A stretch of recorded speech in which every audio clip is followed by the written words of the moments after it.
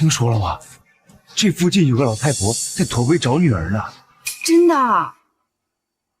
看那儿，真有。哀家有罪，错失爱女18载。今日驼背，只求上天垂怜。哀家有罪，错失爱女这碑上写的什么啊？18年前，老太婆带着女儿逃难，遇到了山匪，她带着儿子引走山匪，却把女儿丢下。老太婆愧疚，自罚驼背10年，求苍天可怜，与女儿重逢啊！错失爱女18载。陈家小姐大婚赶去吃。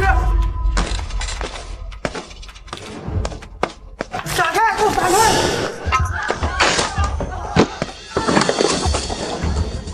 给我闪开！闪开！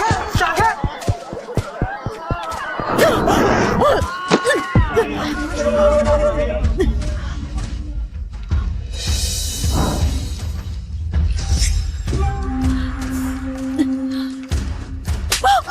七婆，你眼瞎了！敢撞本小姐的轿子！这不是富商陈家的千金吗？惹上他，不死也得残啊！姑娘，对不起。对不起？哼，耽误了本小姐的吉时，一句对不起就完了？来人呐，给我把这个老东西双腿打断！住手！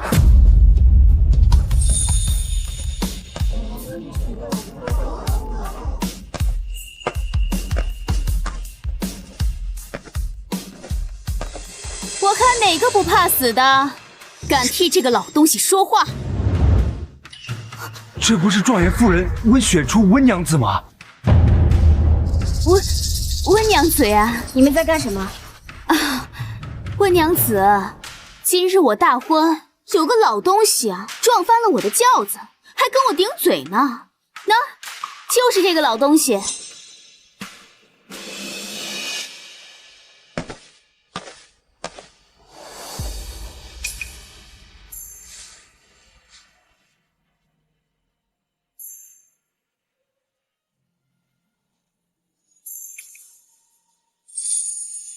雪珠，娘，真的是我的女儿，你是我娘。娘，我可找到你了，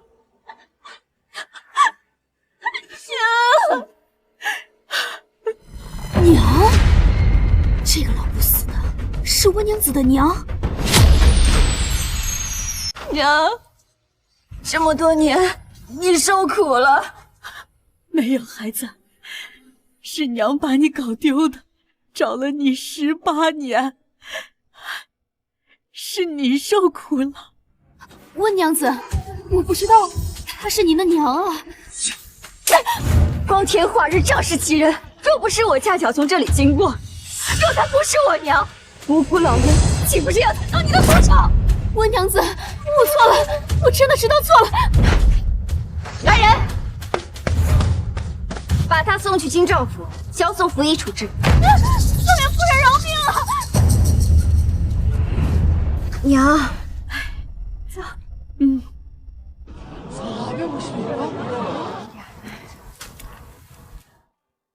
夫人，状元公外出公干，今日回府，老夫人特地设宴。看时辰，宾客怕是差不多都到了，咱们也得快些回府才是。娘，今日府中有急事，女儿不能跟你长叙。我贤婿是新科状元李鹤鸣。正是。李鹤鸣可是丞相的得意门生，听说他家风严谨，母亲待人宽厚，正好我也想见一见。娘，今日府中往来都是夫君同僚、高门权贵，我怕您去了不自在，不如我让翠果带你到附近客栈歇息，待我忙完府中的事情过来接您。你是怕娘给你丢人是吧？怎么会呢，娘？夫人，不能再耽搁了。娘，行了，你先行回府吧，娘自有安排。放心好了。等我忙完，一定过来找您。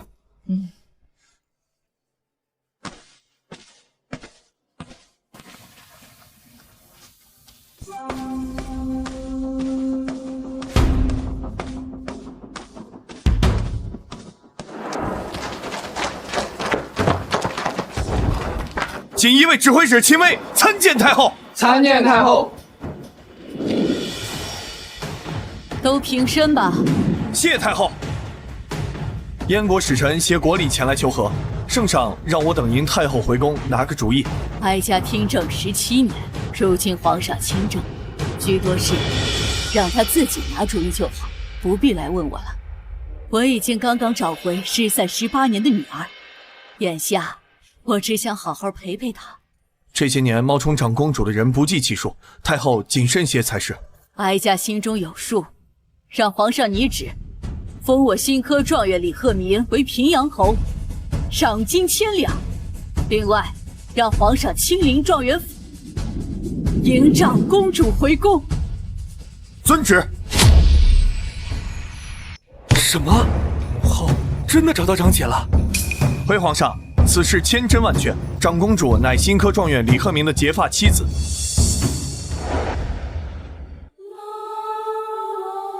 阿姐，我饿。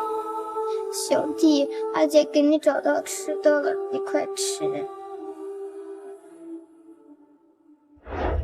当年宫中事变，母后带着我跟长姐逃离宫区，半路却遭贼人劫击，母后孤身隐贼。若不是长姐细心照料，朕恐怕早惨死在野外。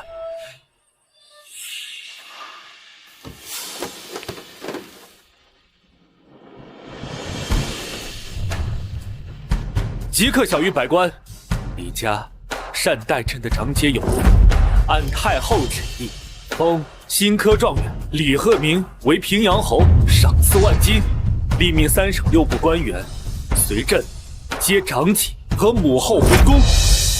是。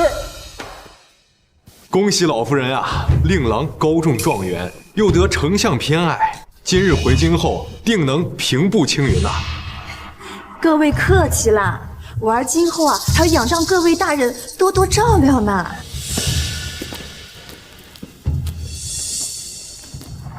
婆母，你还知道回来啊？正房娘子到场比宾客还晚，简直不懂礼数。李鹤鸣考上状元，还是他给人江洗5年衣服供出来的。他可是你们李家的大功臣呀！一个孤女洗了几天衣服，算什么功臣啊？给我跪下！婆母，跪下！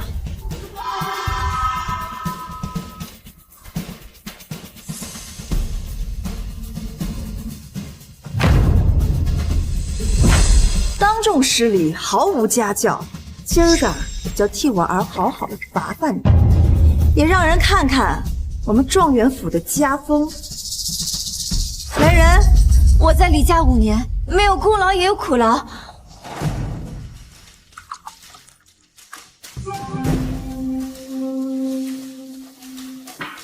给我顶好了！你若敢洒出半滴茶水，我让我儿休了你。你儿子要休了谁啊？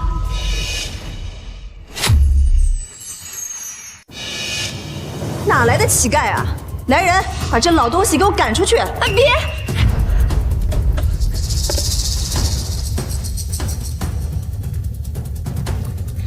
他不是乞丐，她是我娘。什么？状元郎的岳母竟然是个叫花子！叫花岳母遭康妻，这事儿要是传出去，状元郎以后在朝廷该怎么混呀？娘，你怎么来了？老天垂怜我们母女相认，今天贤婿高升，我这个做岳母的哪有不到的道理啊？我就说嘛，一个叫花子怎么也敢来我们状元府撒野？原来这个老东西就是你失散多年的娘啊！这位就是你的婆母吧？哎呀，初次见面，我也没准备什么像样的见面礼。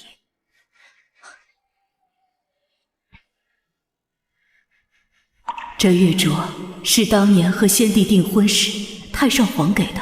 娘，你……亲家母，感谢5年来李府对小女的照顾。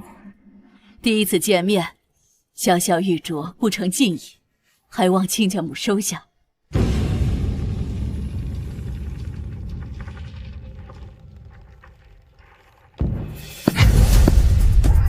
这样的垃圾，你敢入得了我眼？婆母，你干什么呀？干什么？哼，他不知道从哪捡来的垃圾，当众送我，怎么是想让在场的达官显贵们笑话我说我这个堂堂的状元娘不配用好东西啊？不是，来人，把他给我撵出去！婆母，老夫人，状元爷的轿子到门口了。相公回来了，娘，相公待我极好，他知道你来，肯定很开心。他若真的待你好，为娘的还有一场副本送给他。恭迎状元爷回府。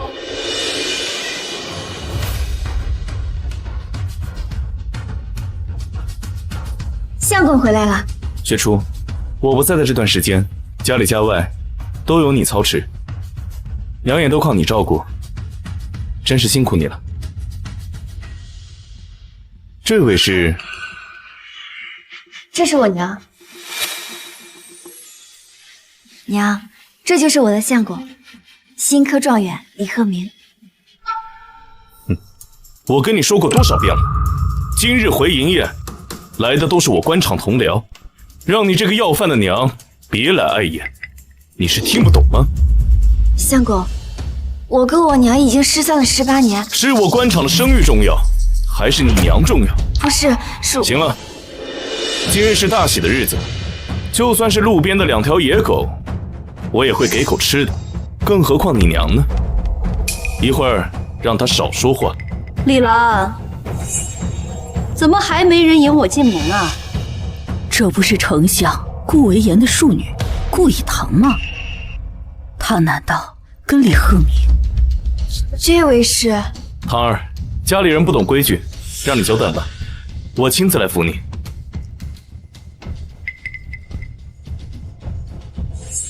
来，我扶你上座。李郎，你是状元郎，万金尊贵，怎么能让你亲自扶我呢？我要他来扶。哼，还不赶紧过来，扶堂儿上座，一点礼数都不懂。请顾小姐上座。唉，这以前在丞相府，都是下人给我垫脚，扶我上座。跪下，将手放地上，让堂儿垫脚。相公，你什么你？你的手给堂儿垫脚，那是你的福气。慢着，既然是福气，为什么不让你娘上来垫呢？为什么不让你娘上来垫啊？娘，我说错了吗？老东西，这有你说话的份吗？我女儿是你妻子，我当然有说话的份儿。李鹤鸣，我问你，顾以堂是你什么人？要让我的女儿，你的发妻给她垫脚？我是李郎的心上人。这是真的吗？事已至此，儿啊，就跟他明说了吧。堂儿是相府千金，我们早就私定终身。我今日带她回府，就是通知你，我要娶她为妻。你已经有我一个妻子，你怎么能再娶呢？当然是把你休了。堂儿心善大度，只要你肯做妾，她还允许你继续留在我身边照顾。等以堂和我儿大婚之后生下孩子，你若是能把孩子带大，也算是对我们状元府有功了。虽说妾不能生养孩子。不过，我可以对你格外开恩。我知道了，你们早就商量好了，是来通知我的。你还算不傻。李鹤鸣，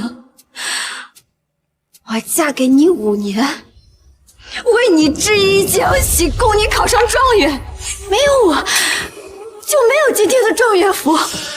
你这么做，你对得起我吗？你能做我5年妻子，已经算是你天大的福分。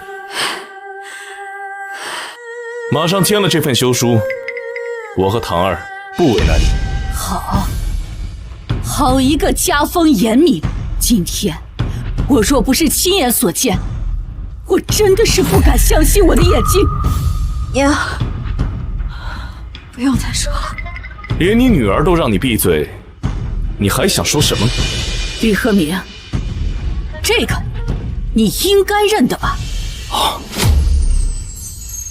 怎么样，查清楚没有？圣上都已查清了，皇后和长公主都在状元府。朕先去状元府找长姐和太后，你们在此等候，等丞相跟百官。五爪龙，这是御用之物啊！李鹤鸣，你身为新科状元，停妻再娶，触犯我朝律法，剥夺你状元功名，全家入贱籍，此事不得入京。丞相之女顾一堂知罪。新科状元李鹤鸣知罪。好东西，你该不会真以为豪换来个忤逆人的东西就能吓唬得住人吧？你来人！丞相大人已向圣上请旨，封我为大理寺少卿，圣旨稍后就到。我身为大理寺少卿，该依法处置你这个冒用皇家之物的老东西。李鹤鸣，你到底想干什么？取钉板，上酷刑。听说人在滚过钉板之后喝水，身上的窟窿会齐齐往外冒水的。这么好玩的事儿，我还没有见过呢。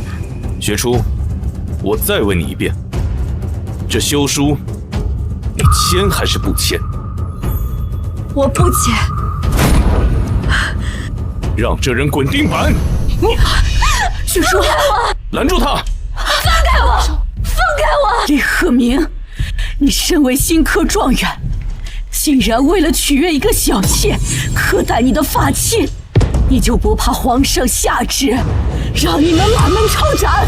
就算有圣旨，那也是给李郎升官的事。圣旨到！新科状元李鹤鸣接旨。新科状元李鹤鸣接旨。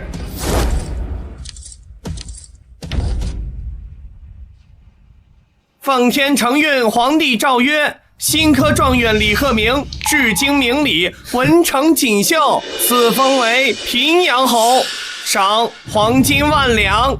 其母加封1品诰命，李家男丁赐爵位，女眷封县主，世世代代永享荣华。钦此。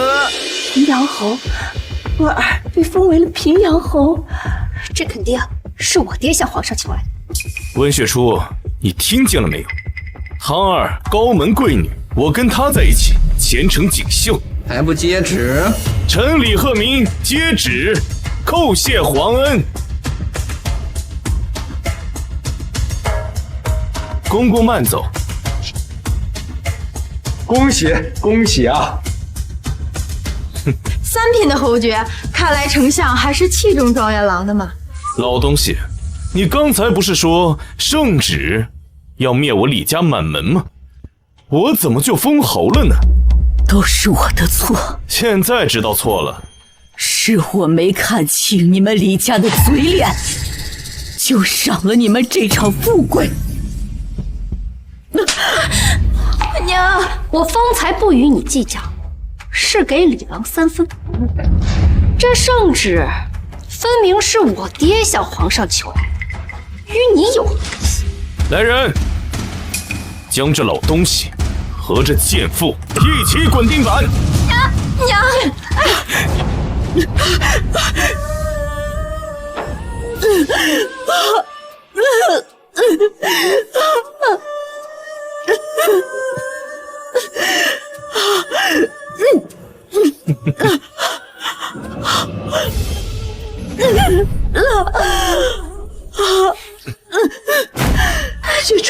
雪初，李鹤鸣，我嫁你5年，受尽辛苦，你怎么能这么对我？你怎么能这么对我娘？一个老乞丐婆子，别说我让她滚钉板，就算我当街将她斩杀，又有谁敢多话？再给我滚！皇上驾到！母后，皇儿，长姐，快传御医。是。你是什么人？竟敢来我状元府撒野！私设刑法，苛待发妻跟岳母，新科状元，你好得很呐！这个人这么袒护温雪初，不会是他在外面养的野男人吧？好你个温雪初，竟敢背着我跟野男人私通！你这个不知廉耻的贱妇！你干得出攀附权贵、不惜休妻的事情，我与你不同。娘，他是这是你弟弟，阿弟。阿姐，行了，我可不想在这儿看这帮贱民认亲。你快点让他把那个休书给签了。我长姐要是不签呢？那就是刚才的钉板还没滚够。来人，将这3人都给我绑起来，继续打，打到他肯签字为止。住手！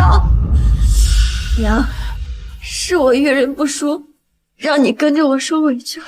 娘没事儿，娘是觉得你受委屈了。雪初，娘，你别管。李鹤鸣，你是新科状元，由高封平阳后，我知道你前途无量，风光无限，有的是办法让我和我娘生不如死。你还算够聪明的。休书，我同意签，但我要银子。说了半天，果然是冲着银子来的。只要你肯签休书，你说个价。黄金1万两。黄金1万两。长姐嫁给李鹤鸣5年，为他制衣浆洗，供他考取功名。如今他金榜题名，要他黄金1万两又如何？温雪初，我没想到你竟然是这种。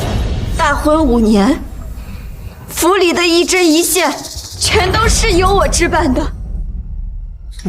如今你要休了我，我同意，但是我要皇帝赐你的1万两黄金，我不同意。唐儿，黄金1万两给了你，我与李郎的大婚怎么办？我们状元府有的是银子，但是不是什么人都能赏的。哎，我这正好有几个铜子儿，就当做是我儿子休妻费吧。这也太过分了吧！你们欺人太甚！雪初，起来。娘，我遇人不淑，我认了。但是我想让你和阿弟以后过上好生活。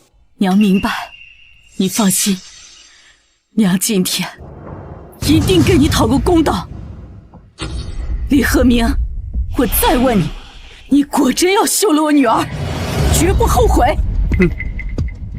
和你女儿这个不在一起，我才后悔。好，你那1万两黄金，我女儿不要了。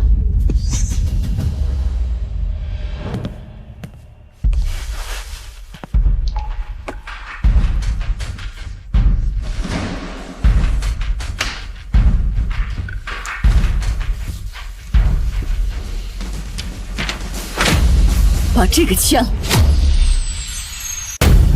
把这个枪。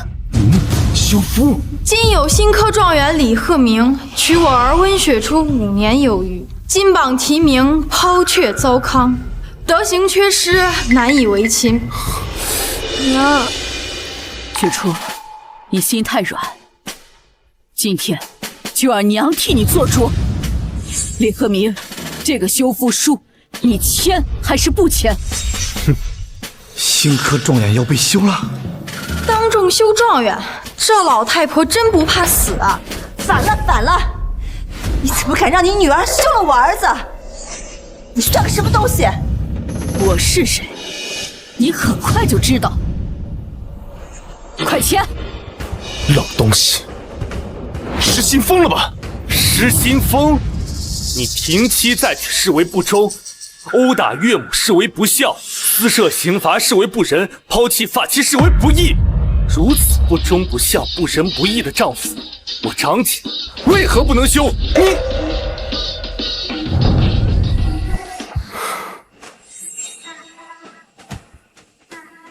哼，好啊，这休书我签。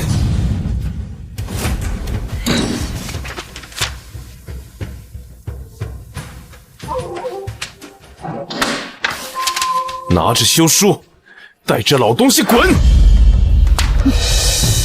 该滚的应该是你们吧？老东西，你找死！按照我朝律例，被休当净身出户。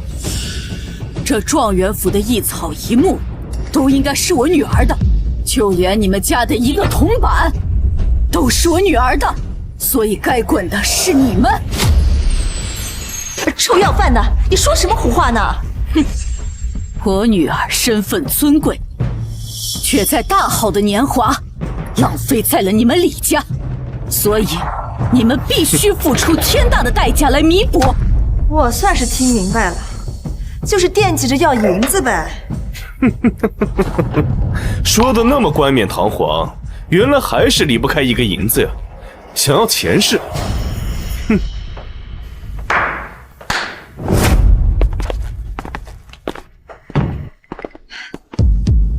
儿啊，你不会是想把咱们家的银子都给他们吧？娘，你放心。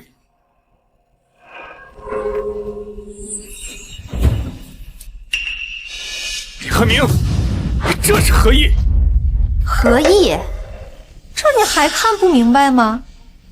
那破碗儿是保证你们娘儿俩呀要一辈子饭，那破鞋是说你温雪初就是一个破鞋。那烂菜是赏你们的吃食，省得你们饿肚子。哎呀，还是我儿善良，想得周到。好，好，好！没想到堂堂状元跟相府千金竟不配为人。哦，怎么，你还想抓我不成？是谁想在状元府抓人呢？这不是丞相府大管家吗？福伯，你怎么来？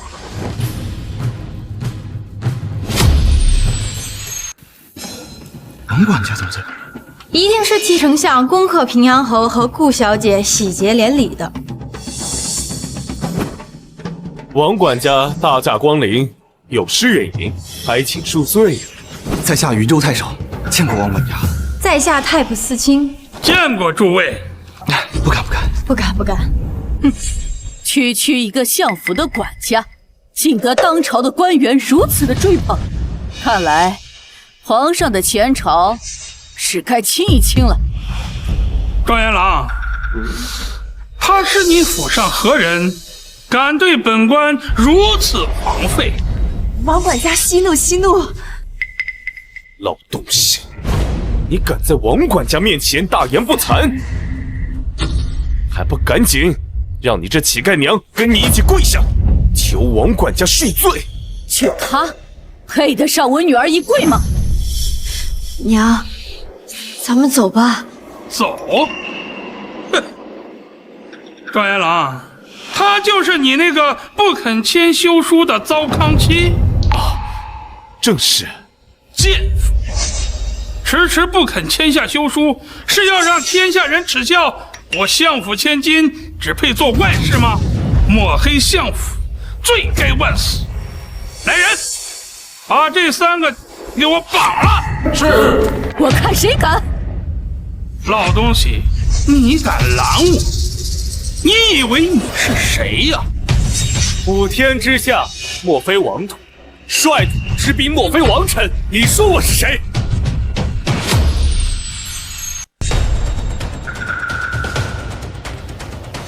倒是一个捡烂菜的老乞丐吧？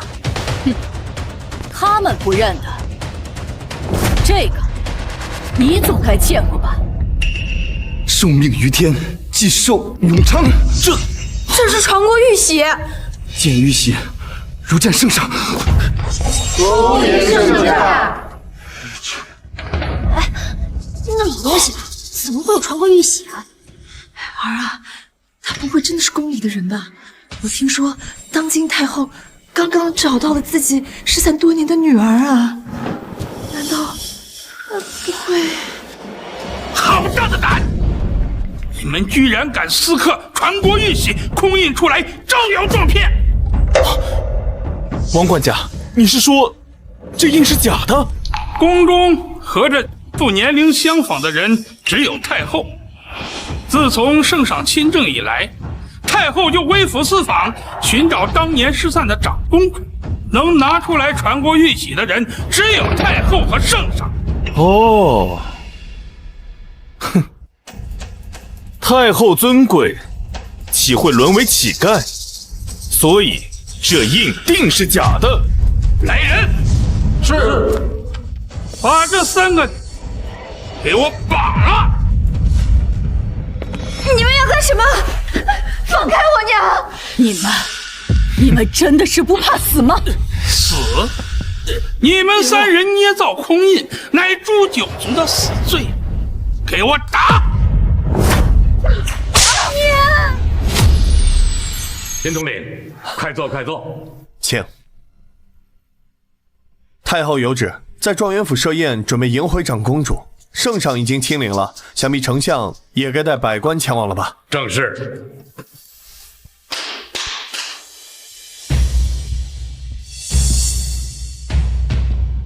秦统领，长公主是太后的掌上明珠，你看本相挑选的这些礼物是否妥当？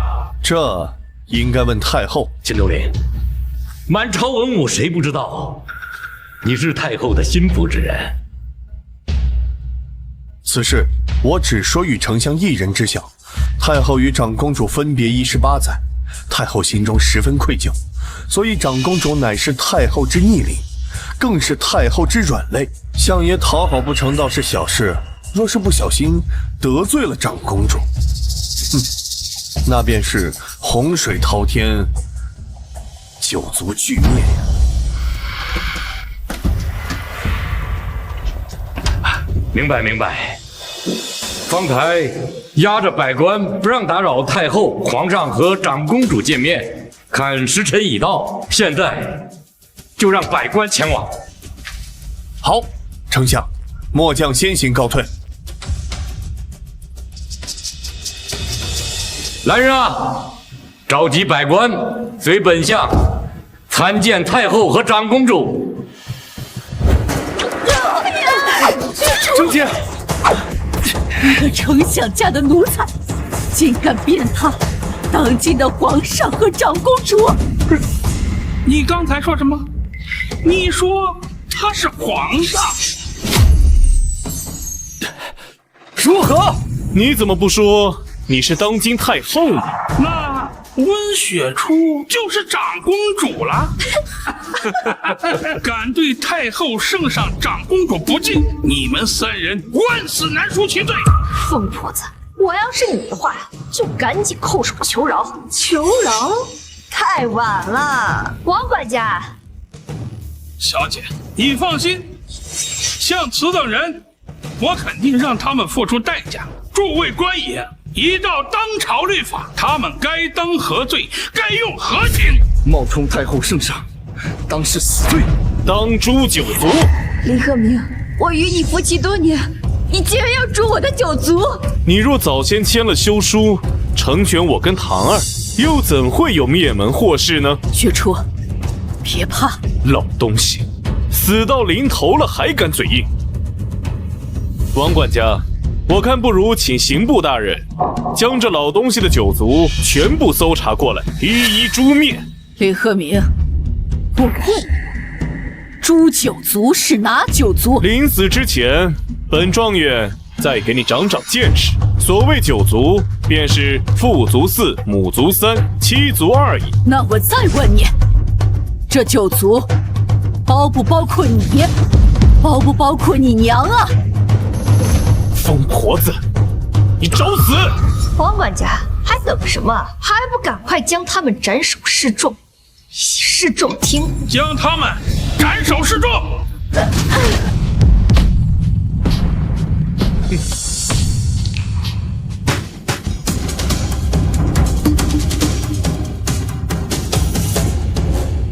住手！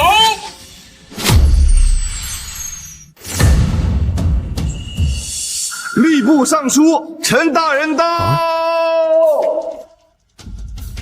陈大人来了。陈大人怎么来了？本官乃当朝吏部尚书，职权所在，闲杂人等全部退下。是。儿啊，这吏部尚书来干什么？是他的官大还是你的官大？如果没有唐儿在，我该敬他3分；如果有唐儿在，他该拒我10分。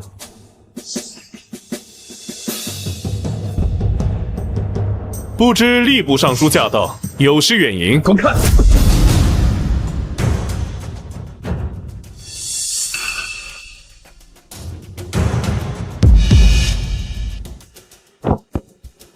属下来迟，还请降罪。陈尚书，你胆敢！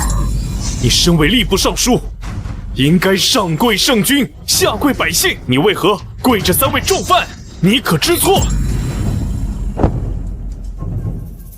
重犯不错，他们冒充太后，冒充皇上，冒充长公主，理当诛九族。诛九族的是你们。那你的意思是要包庇这3位罪人了？陈大人，在下乃相府总管，相爷一向重财，我劝您一句，这3个人不值得你冒险。如果相爷怪罪下来，恐怕你这吏部尚书也要死到临头还不自知，我看你们非要等到人头落地才肯后悔。今上稍后，我这就命人拿下他们，明正典刑。动手！放手！姓陈的，我乃新科状元，你敢动我？你就不怕圣上怪罪吗？我父亲马上就到，不想死的话，赶紧让你的人退下。一群目中无珠的蠢货，拿下！陈尚书，你是要造反吗？你知道你动的是何人吗？啊！相爷的千金，相爷的快婿，就算我们有罪了，你身为吏部尚书，也要等相爷到来才能定罪。你这样私自用刑，就是造反。没错，快放开我！好啊，好一个造反啊！哼，如此说来，动了丞相顾为言，就等于动了皇上。老东西，既然你问了，我不妨告诉你，我家相爷乃是太后的亲信，就算皇上也要给3分薄面。得罪了皇上，可能还有1线生机，但是打了相爷的脸，就等于打太后的脸，百死无生。好，哀家今天就要看看如何的百死无生。陈尚书，这疯婆子不要命了，为了这3个贱民冒险，难道你不怕死吗？哎呀！我使本朝俸禄，生为百姓，死为圣君。你相府家母，什么资格定我生死？吏部尚书，你好大的官威啊！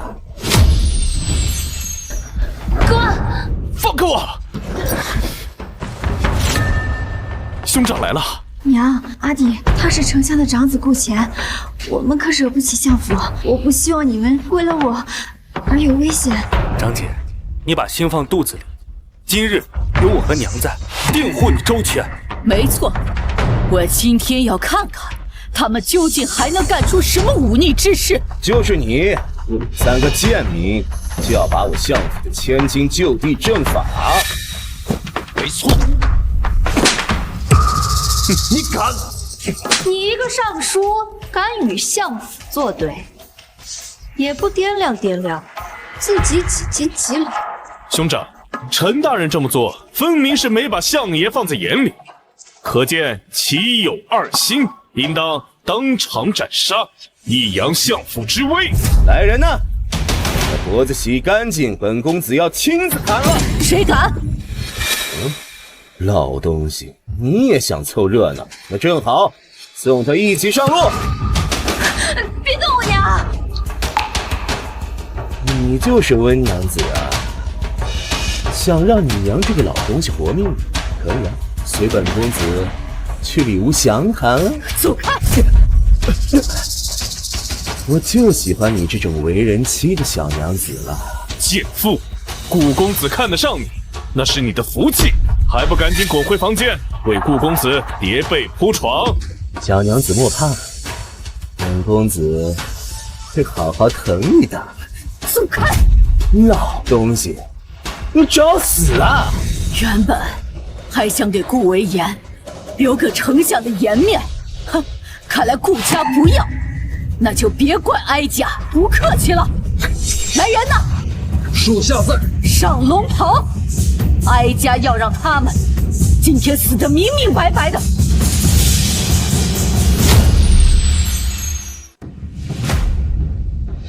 吏部尚书陈赫叩见圣上。是龙袍，大公子，他身上穿的是真的龙袍吗？这个老东西不会真是太后吧？不可能，绝对不可能！当今太后寻女，定是一丈不离身，百官跟随，怎么可能是他个老乞丐呢？可是他这龙袍是真的，哥，难不成她真是太后？她要是当朝太后，那温雪初就是当朝公主了。当朝公主，她是当朝公主，那我就是当朝驸马，可享无上荣耀啊！娘，阿弟，这是真的吗？雪初，娘许你多年，冒充你的人实在太多，娘不得已才微服寻女，没想到竟然让娘有了意外的收获。娘信任多年的丞相府，竟然不配为人。雪初，雪初，都是我的错，都是我的错呀！你原谅我，你原谅我好不好？你原谅我，原谅我！都是婆母的错，你一定不能离开我们李家呀！一件假龙袍就把你们吓成这样？哥，你说那龙袍是假的？兄长，你说那龙袍是假的？顾谦大胆，竟敢质疑太后，质疑龙袍！质疑？一个老东西也配我质疑？我说这龙袍是假的，它就是假的。顾谦，你有什么资格质疑龙袍是假的？这件龙袍是皇上继位时哀家亲手缝绣的，你不记得了？让你爹过来给哀家记的。我爹一朝丞相日理万机，岂是你这个老东西配件的？就凭一件假龙袍，就想见我家相爷？哼！你们这3个贱民就该驱逐出京！娘，阿弟，撕这龙袍可是死罪啊！雪初，你别怕。来人！顾谦，你敢！一件假龙袍还让你装起来了？实话告诉你，我顾家的龙袍才是真龙袍。来人，请龙袍！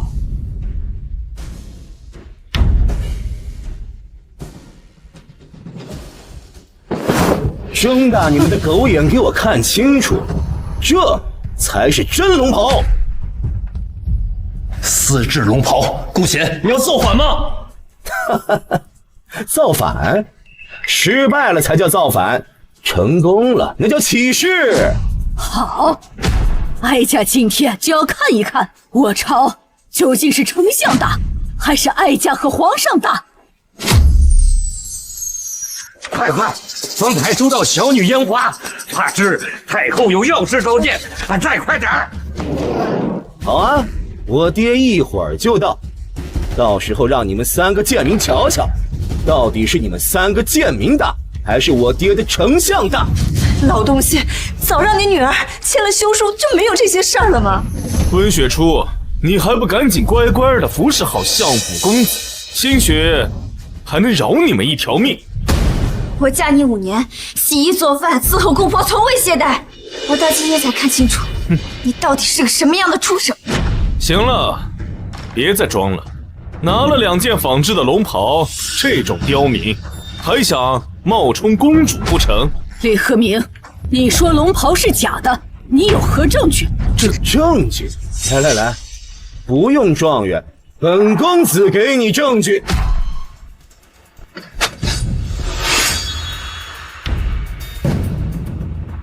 大胆姑且，你要干什么？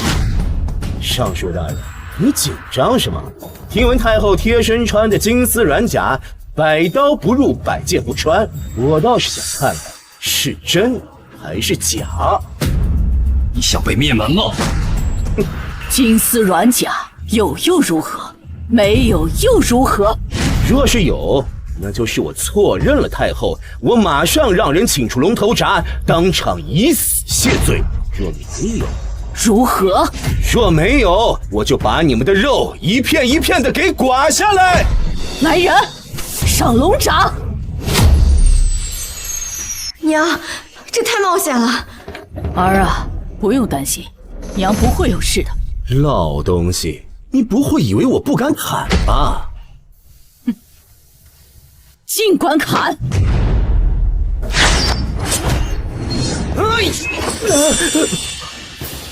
金丝软甲，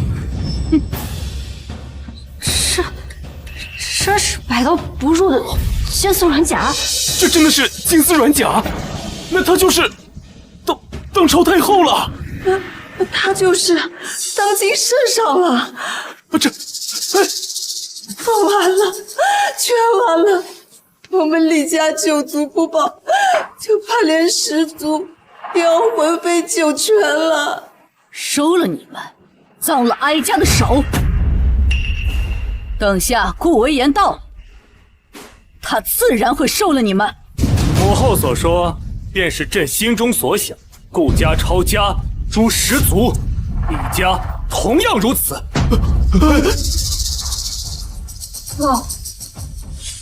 哥，你说句话呀！我们顾家不会这样完了吧？哥，你快告诉我，她这根本就不是什么太后，她就是一个死老太婆！你们都给我起来！百刀不入的东西多了去了，未必就是金丝软甲。哥，这是什么意思啊？给我扒了这个老东西，倒要让我看看他这衣衫下到底是真的金丝软甲，还是另有他物。姑且，你这般所为，你就不怕遭天谴吗？相府还真是好家教，若非今日哀家换作常人衣衫，哀家岂不是被你们白白毁了名声？贱民活着就是罪，清白又值几个钱？行了，哥，跟他说那么多干什么？还不赶紧动手！慢着！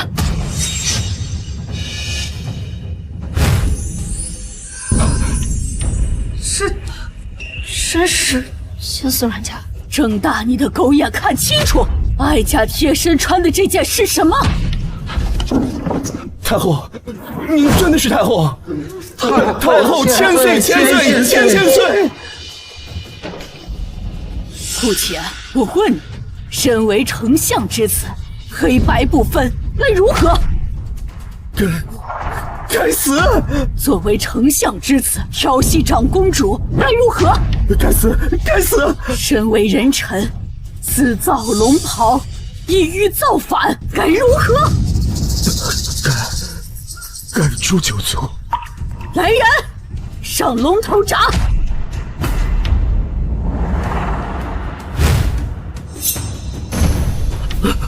说得好！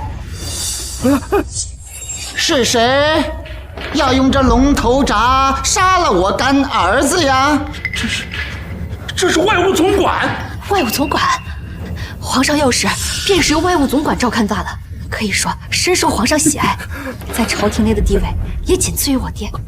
干爹，我差点被他们给害死啊！干儿子，干爹既然来了，就肯定为你做主。今儿个，不管是谁，都得给你磕头认错。何总管，好大的口气啊！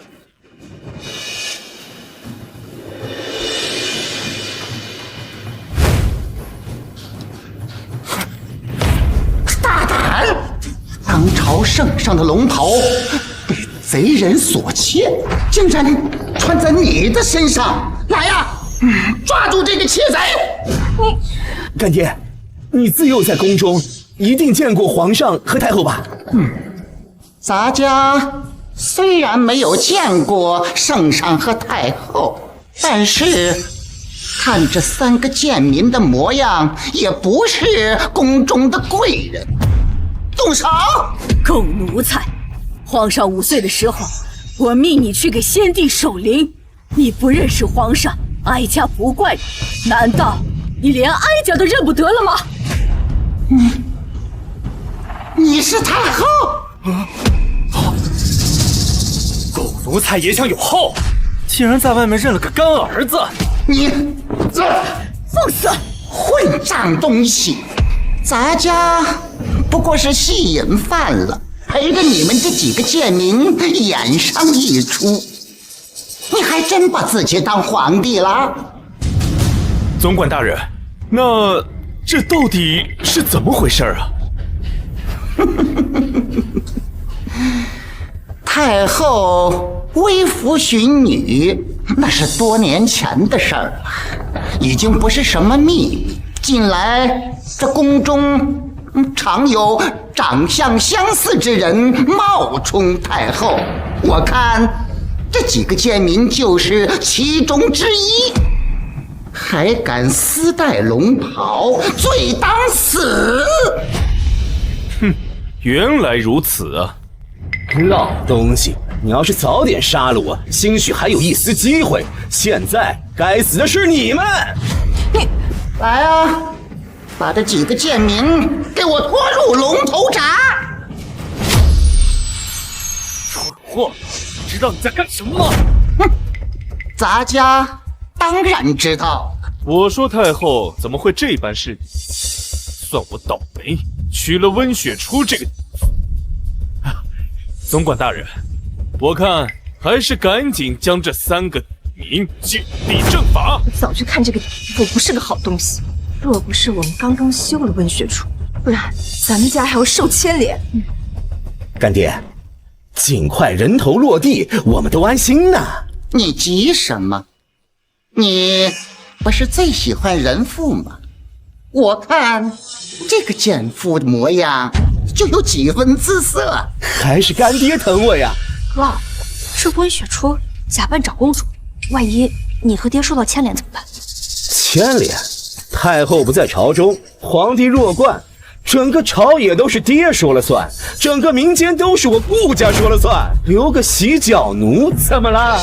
怎么样啊，温娘子？一女12夫，我宁可死。敬酒不吃吃罚酒，那就给我砸！菜，你要干什么？放开我！放开我！给我砸！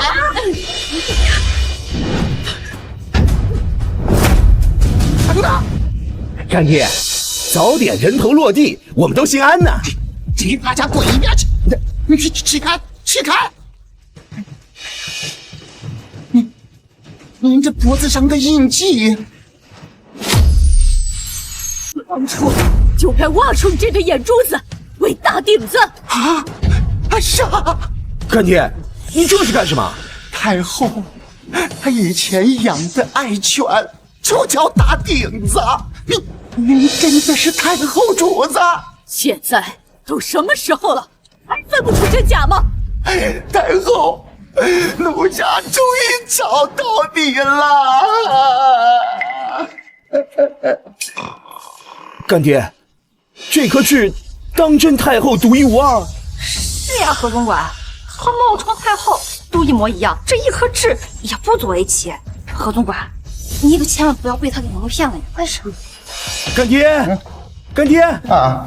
我爹此时已经在来的路上了，若不赶紧处理掉这3个，到时候百官和我爹来了，岂不是要怪你办事不力，连这个冒充太后的都处理不掉？说得好，来呀，开打！没上的，前面便是状元府了。快看看，本将这样见太后稳妥吗？太后向来宽宏大量，我等赶这一路来汗淋淋的，太后体恤，一定不会责骂。堂儿和强儿想必已经见过太后了，他老人家最喜欢我府上的芙蓉膏了。芙蓉膏了，快拿来！好，带着就好。本相要亲自送去，快！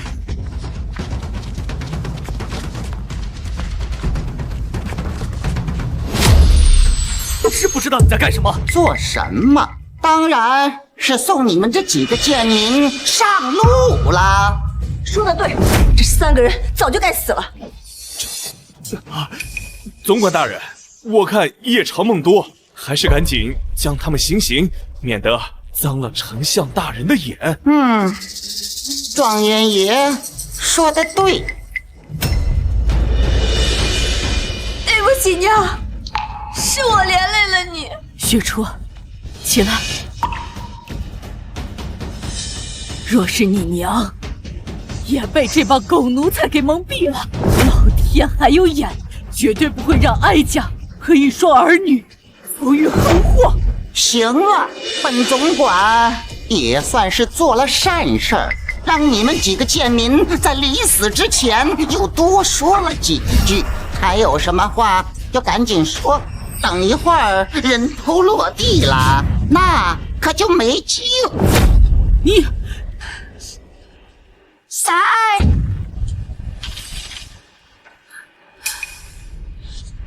雪初，长姐，母后，阿弟，儿，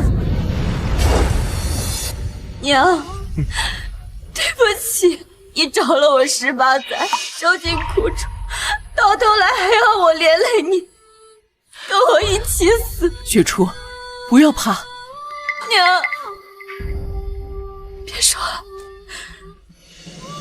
与其在这里受尽屈辱，还不如一死了之。不要，阿弟，娘，我先走一步。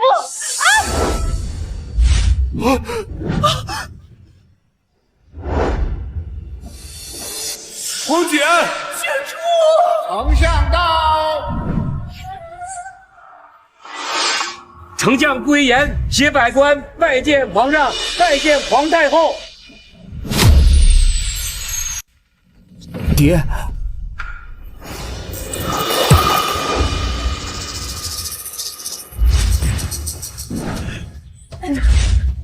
快起来！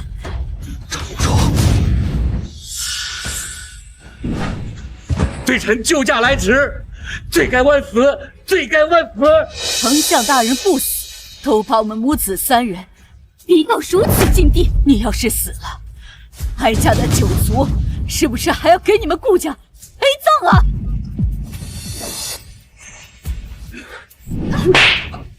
爹，你为什么打我呀？爹，你干什么？想跟你们知不知道？你们闯下了滔天大祸，会惹得我们顾家满门抄斩。爹，你这话是什么意思呀？丞相，他们2个没见过太后和皇上也就罢了，你一个货也没见过太后和皇上。你说什么？他们是参见太后啊！一群不起眼的东西！皇上、太后、长公主在此，还不赶紧下跪！完了，全完了！参见太后、皇上、长公子！参见太后、皇上、长公子！哼，顾威言，你儿子私制龙袍，你女儿强夺人妇，还联合李鹤鸣，对我和长公主施以私刑，哀家问你，该当何罪？太后，臣治家不严，愿意承担失察之罪。失察？哼，哀家看是图谋不轨、寓意篡位的谋逆死罪。铭记，铭记，太后明察，臣绝无此心。你近来一直暗中结交西厂和百官，哼，哀家早就对你起疑心了。太后，太后，臣冤枉啊！冤枉！你儿子已经承认你们丞相府私制龙袍，你还狡辩？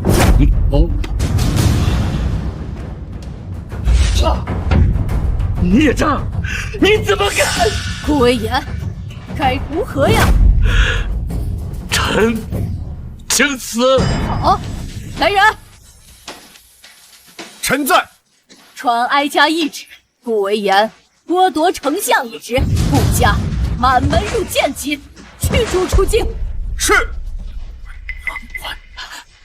太后，我们可是亲家。亲家？你们已经休妻，我跟你是哪门子亲家？听太后调遣。新科状元李鹤鸣。哎，母后，我在，臣在。哀家没有你这样的女婿，你不是要休了雪初，跟顾以堂成亲吗？传哀家懿旨，褫夺平阳侯封号，准二人成婚，与顾家一起入见籍。此生不得封侯，不得经商，不得入仕，不得务农，此生只能以乞讨为生。是。完了，全完了。哼，皇儿，剩下的就交给你了。哀家要和雪初一起，找个清静的地方，共享天伦。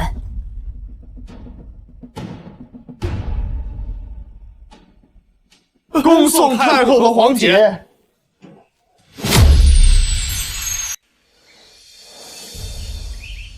皇儿，我在这黄龙观待着挺好的，你又何必大费周折的来寻我呀？还说呢，儿臣足足找了您3年，此次要不是长姐回京探亲，儿臣也想不到您和长姐躲在这小小道观之中。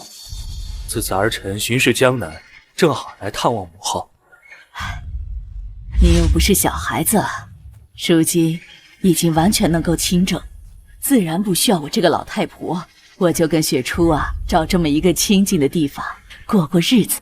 母后，您言重了，儿臣在朝中还有许多问题需要请教母后。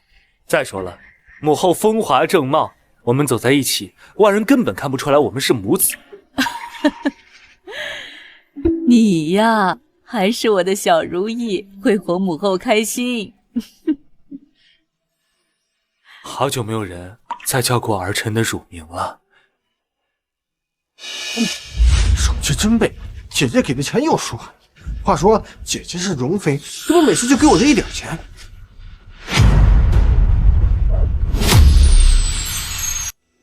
母后，此乃西域特使进贡的百宝红玉，儿臣特地命人打造出一对步摇，孝敬母后。哎呀，我这么大年纪了，怎么能带着如此艳丽的簪子呀？你呀，还是带回去给你那些妃子吧。母后，您在儿臣心中的地位无人能比，那些妃子就算儿臣再宠爱，他们的礼物也只能从母后挑剩下的当中的选。好好好，你最孝顺。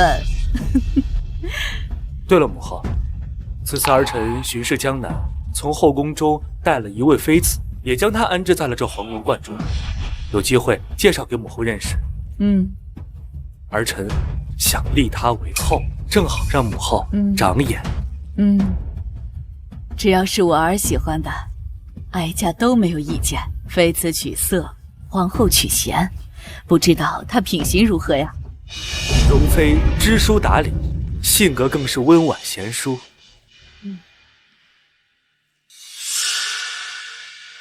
那不是皇上姐夫吗？怎么旁边还有一个女人？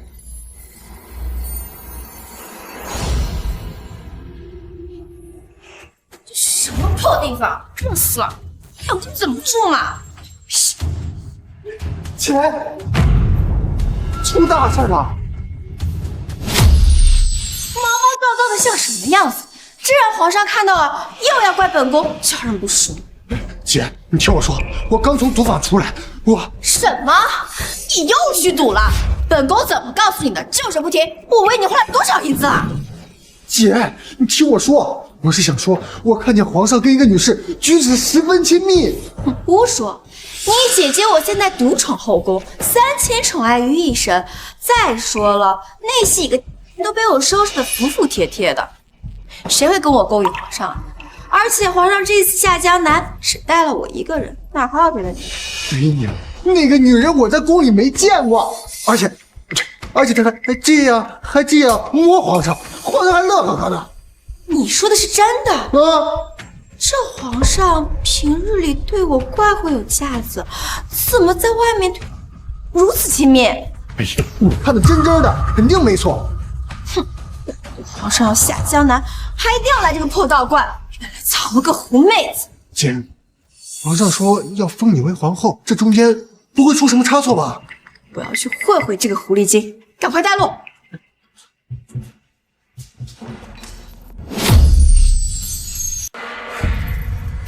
怎么样，姐？我没骗你，你看他们多亲密啊！闭嘴！真的敢跟本宫争宠，看我怎么收拾你！你拉我做什么？就手撕了那个！姐，你疯了！皇上还在这儿呢。那又怎么样？难道皇上会因为那个跟本宫生气吗？姐，还是谨慎点最好，小心惹了皇上生气，你的皇后地位不保。那倒是，真是可恶！母后，儿臣还要去巡查民情，先行告辞。正事重要，快去吧。好，那儿臣叫锦衣卫进来保护你。不必了，我在这里图个清静，人多了我反而不自在。母后，儿臣看您都没人伺候，儿臣于心不忍啊。这黄龙观是道家清净之地，青云真人也是得道仙长，最不喜欢这些俗事。我在这里都是自称皇夫人，你可不要给我捣乱。好吧，那母后，您先回房休息。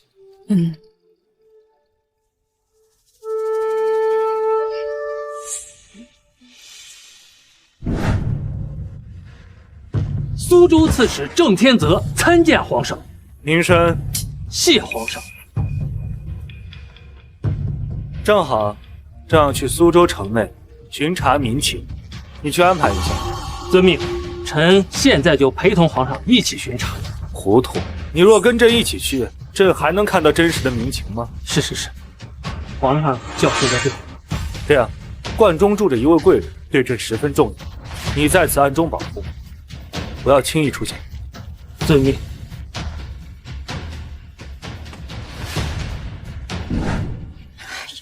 皇上终于走，本宫站的腿都要断了。是时候找那个我问清楚。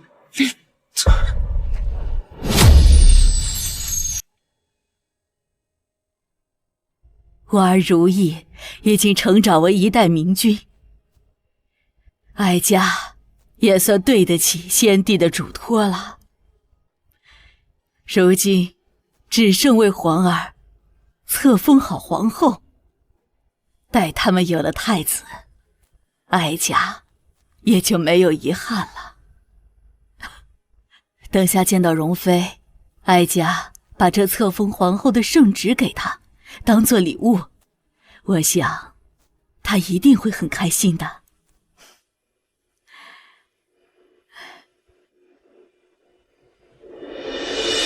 就是他！你们是谁？怎么敢私闯？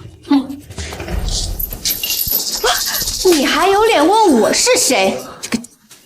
你干什么？长得倒是有几分姿色，但怎么学别人爬龙床呀？真不要脸！爬龙床？我不明白你在说什么。装什么糊涂？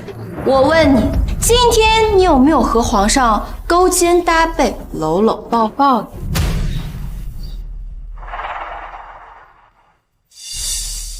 那又如何？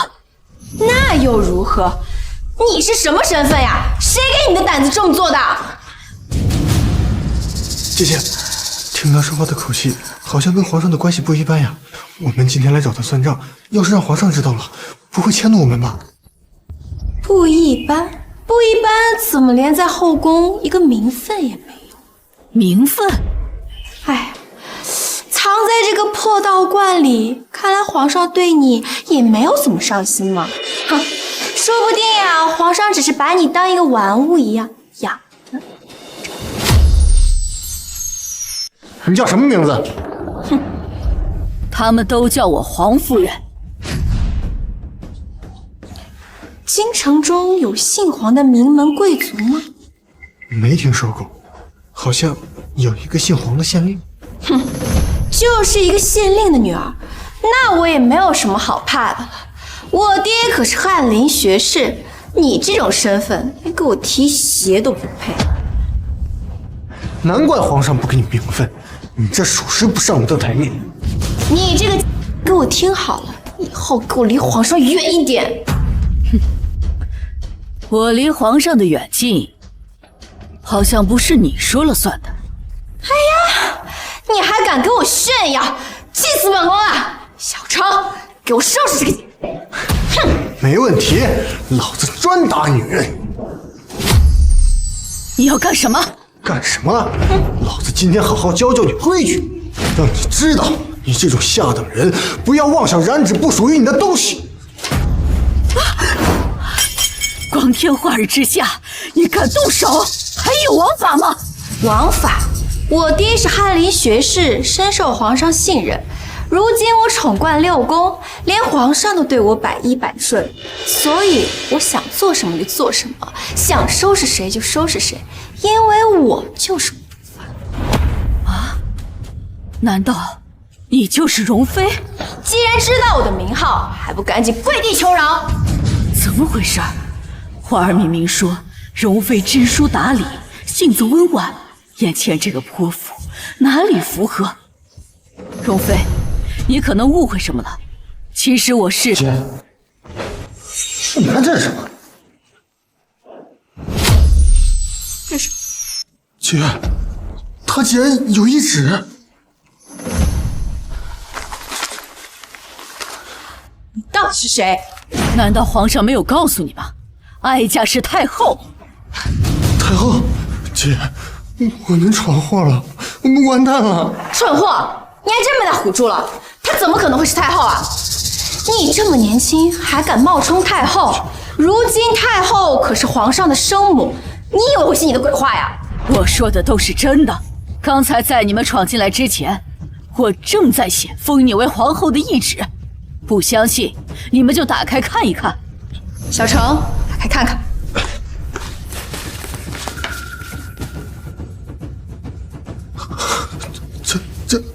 这还真是册封皇后的懿旨。如何？我没有骗你们吧？你，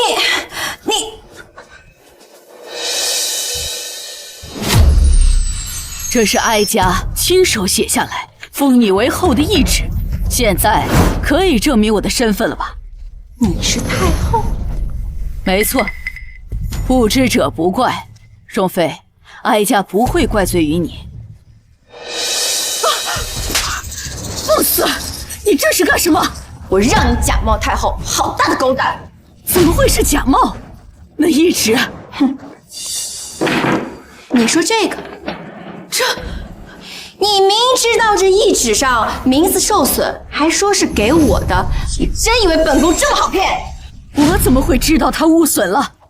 这是你们刚刚打翻东西弄事的。闭嘴！还敢狡辩？本宫的闺名是赵蓉儿，是3个字，这懿旨上分明是2个字。哼，还说是给本宫。因为我不知道你的闺名，所以我只写了容妃2字。莫非皇上是想封这个狐妹子为皇后？不行，我一定要毁了她！还在狡辩！你给阿姐松开！姐，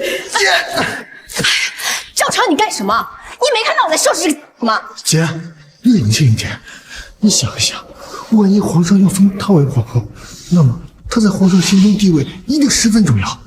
到时候皇上回来了，我们就完了。你以为我不知道吗？我才管不了那么多。本宫在后宫爬了这么多年，才走到今天的位置。皇后之位我势在必得。今天要么我死，要么他死。姐，这懿旨还没干预许呢。既然如此，我还有机会。小成，把它烧了。不行，烧毁懿旨，那是欺君之罪。这里只有我们3个人，一旨一烧，又有谁会知道呢？皇后之位，我势在必得。现在懿旨已经没了，我只要把你解决掉，皇后之位就是我的了。容妃，哀家知道你误会了，哀家不会怪罪于你。等皇儿回来了，你就知道我是不是太后了。怎么想拖延时间，等着皇上回来救你？做梦！小成，动手！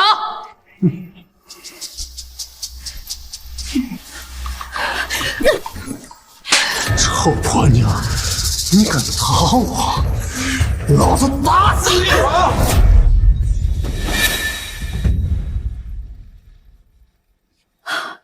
无量天尊，黄龙观乃清修之地，你们吵吵闹闹，成何体统？哪来的牛鼻子老道？你睁开你的狗眼看看，本宫是容妃，少管闲事。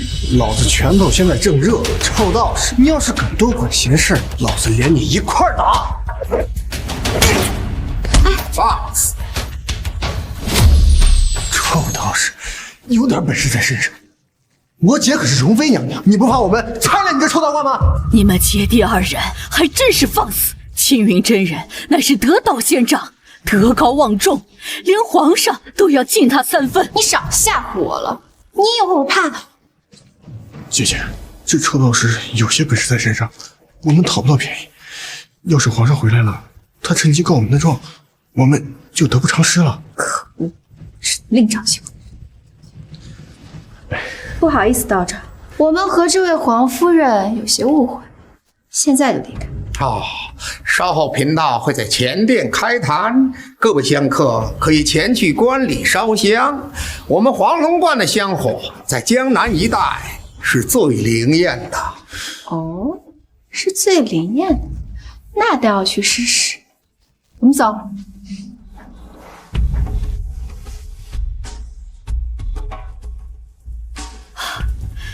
多谢真人替我解围。黄夫人不必客气，观主云游前交代过，让我好生照看您。气死我了！那个牛鼻子老道竟敢坏我好事！哼，等皇上回来，我定要他好看。姐，你消消气儿，那道士脾气臭得很，你的身份竟然都压不住他。没关系，本宫在后宫身经百战，什么场合没见过？哼，就不信收拾不了你。无量天尊，诸位香客，我黄龙观是10年前由太后下令修建，这些年能够香火鼎盛，也是托太后洪福，因此希望各位在观中能够谨言慎行。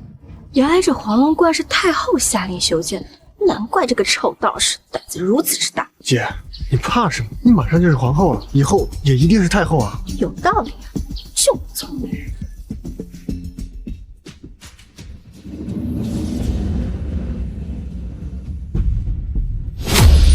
这手串成色真好啊！这成色，这光泽，这雕刻，简直就是上品。好玩意儿啊！这玩意儿一定能卖不少钱。就知道钱，这东西要是能带出去，绝对风头无两。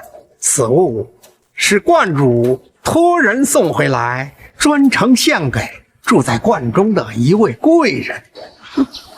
住在观中的贵人，姐，那不就是你吗？对呀，这观里住的都是卑贱的下等人，谁能有我尊贵？这多宝手串是观主云游四方时收集了13个郡的雷击枣木，再由名匠制作而成，并且请了13位不同道观的高功道长为他开光，所以此手串在世间绝无仅有。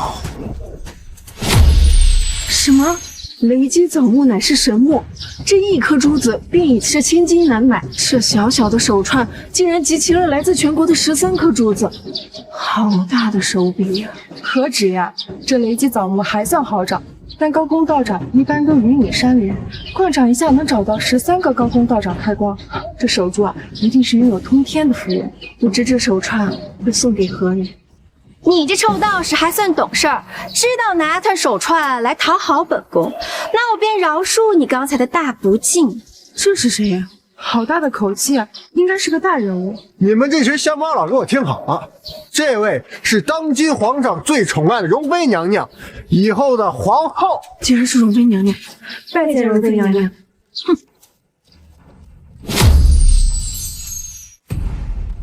娘娘且慢，你干什么？把手串给我！抱歉，娘娘，观主的信中写明，他要把这多宝手串送给皇夫人。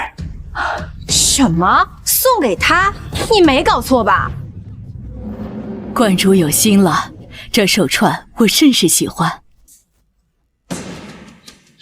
凭什么？你区区一个县令的女儿，凭什么这手串送给你？一定是那个观主搞错了。没错，你算是什么东西？也配给容妃娘娘襁褓？你也不回家照照镜子？怎么可能？这样的宝物不送给容妃娘娘，送给那个女人，不过是个县主的女儿，以她的身份，简直就是暴殄天物啊！在场的除了容妃娘娘，谁有资格配拥有这样的稀世珍宝？容妃娘娘，这手串是送给皇夫人的，还是请您马上归还？不可能，只要本宫看上的东西，从来就没有让出去，无论是皇上还是皇后的位置。无妨，你若是喜欢，那我就送给你，当做见面礼了。还算你识趣。皇夫人，这您让我怎么跟观主交代呀？观主的心意我领了，只是这手串的成色一般，我就是留下了，也是用来打赏下人。你刚才说什么？姐，他说这手串这成色一般，是打赏给下人的。好啊，你个！我刚还说你识趣，现在竟然羞辱本宫！你误会了，我没有羞辱你。你竟然说这个手串成色一般，难道你有更好的？也没有太多，也就1箱2箱吧。什么？你有1箱？不会吧？这样的珠子我这一辈子都只见过这一次，他还有更好的？吹牛也得有个度吧？看他穿得如此寒酸，这谁会相信呀？人可以穷，但不能没骨气。用撒谎这种方式来满足自己的虚荣心，真是恶心。我又何必撒谎呢？对我又没有好处。好了，大家体谅一下他吧。像他这种穷人，一辈子也见不着什么好东西，只能靠妄想来欺骗自己。其实他挺可怜的。容妃娘娘真是菩萨心上，这女人如此装腔作势，娘娘还在替她说好话。要是换做我呀，一定给她几个巴掌，让她认清自己的身份。小程，这个妇人太可怜了，赏她点银子吧。好的，姐姐。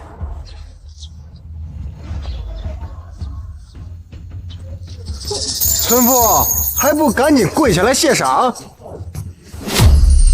够了！就算我真的出身寒门，你们就可以这样对我吗？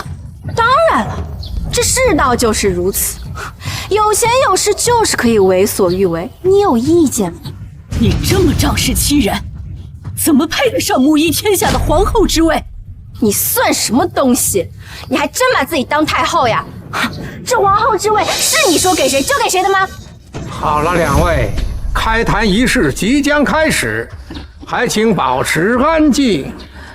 哼，看我要怎么收拾你！请各位香客收敛心神，且随同我一起默诵经文。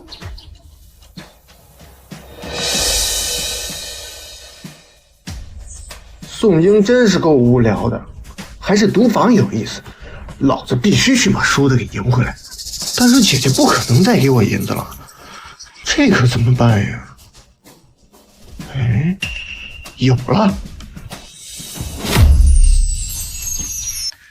诵经礼成，各位香客请起。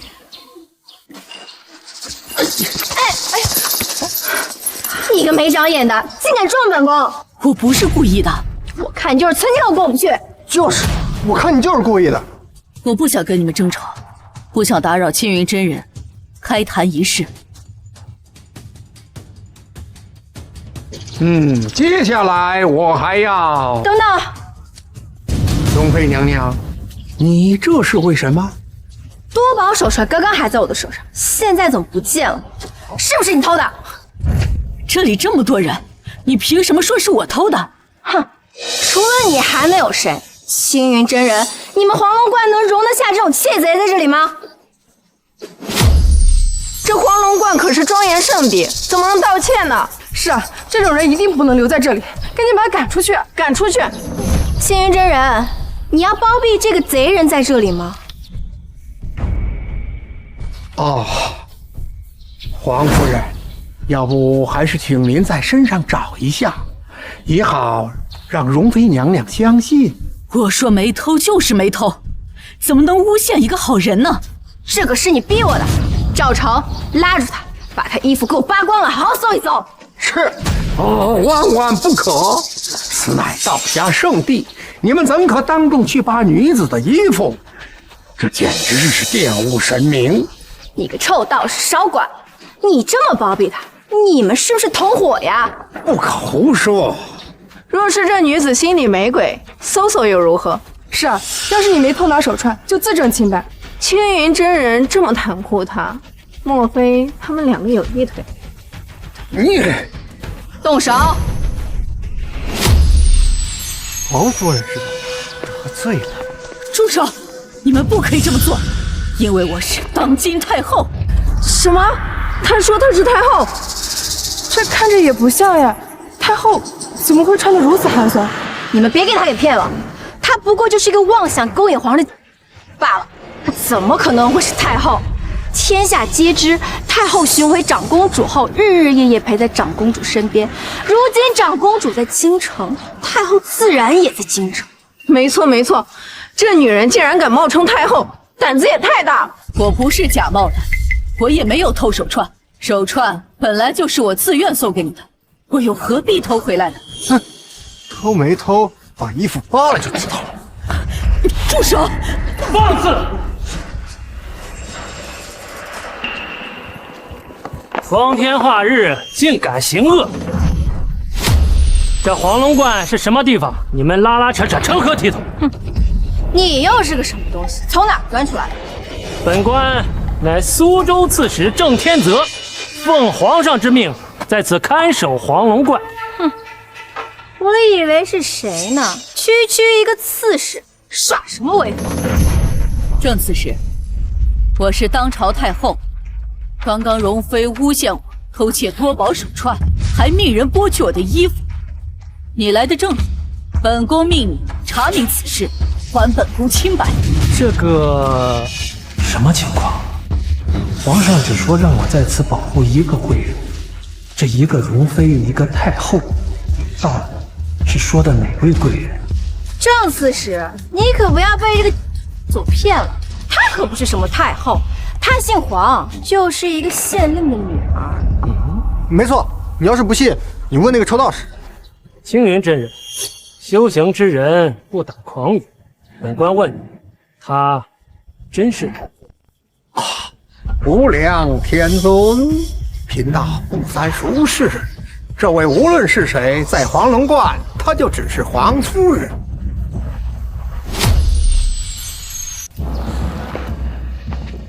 下官郑天泽参见容妃娘。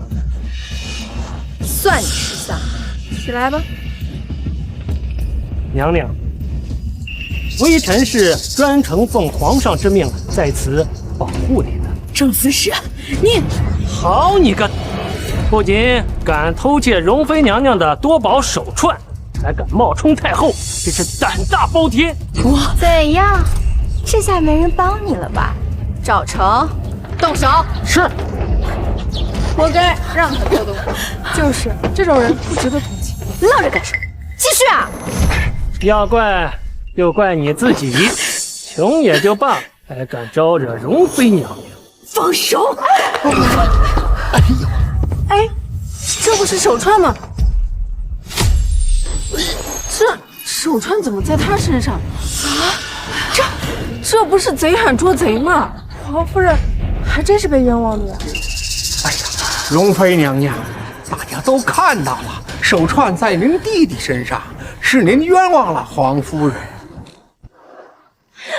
你混小子，怎么回事？小偷小摸毛病怎么还没有改啊？到你姐姐头上了，竟给本宫丢人！轻点，姐，我知道错了。哼！容妃，你是不是应该给我赔礼道歉呢？容妃娘娘什么身份？凭什么跟你道歉？天子犯法与庶民同罪，无论是什么身份，也不能平白无故的污蔑别人清白。我，等等，这是什么？哎，这簪子红的透亮，水头十足，真是好东西啊！难怪他看不上这手串，这簪子呀，可比那手串值钱多了。这工艺瞧着不像是我朝的，像是西域的。没错，这正是西域进贡我朝的百宝红玉簪，是国宝啊！可恶，这红玉簪我磨了皇上半个月，皇上都不肯给我，原来竟是赏给了这个。好啊，你这个狂妄的窃贼！我本以为你是偷了我的多宝手串，没想到你是偷了皇上赏我的红玉簪。这下我可没冤枉你吧？皇上送给你的？没错，这西域进贡的红玉簪，皇上一拿到手就亲自送给了我姐姐。我们刚才说丢了手串，那是想低调一点。胡说！这个红玉簪，明明是皇上刚刚送给我的。哼，你算什么东西？自甘下贱的东西！你配得到皇上的赏赐吗？听说皇上一直独宠容妃，有什么赏赐，自然是先给容妃啊。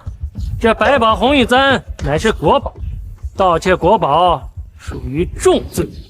本刺史治下绝不容忍这种窃贼。容妃，本宫究竟是哪里得罪你了，让你一次次的来诬陷哀家？谁陷害你？自己犯的错就要付出代价，你好好想一想，你配得到这些染指吗？你，姐姐，我来给你带上。这次我算是大功一件了。哼，姑且原谅你了。有了这红玉簪，这多宝手串就赏你了，少赌气。真的呀，姐姐对我最好了。哎呀，这百宝红玉簪和容妃娘娘可真是搭配呀！嘿，简直就是为容妃娘娘量身打造的。不愧是容妃娘娘，皇上真是疼爱她呀。也只有容妃娘娘呀，才有资格戴上这红玉簪了。郑刺史，现在物证俱全，你该如何处置这个？回娘娘，如今物证已有，还缺可供。来人，给这贼妇杖责30，他认不认账？哎呀，杖责20，状元男子都要皮开肉烂，皇夫人若被杖责30，岂能活命？怎么，道长你有意见？贫道认为仓促给皇夫人定罪实在不妥，还是应该大胆！你是在教本官做事吗？再有人为这妇人求情，一律视为同犯，本官绝不轻饶。现在没有人有异议了吧？来人，用刑！等等，不用麻烦，赵成，你去，该怎么做不用我教你。放心吧，姐姐，不出10大板，定让他魂飞魄散。哼，只要这没了命，就算皇上回来，这皇后之位也只能是我的了。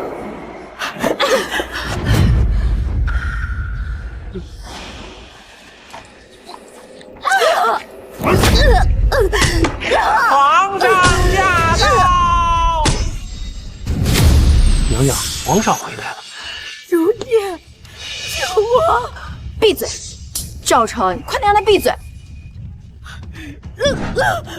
正4时，皇上心系国家，这点小事就不要打扰他。你们快把这个拖下去，不要让他发出声音。我在这里等皇上。遵命。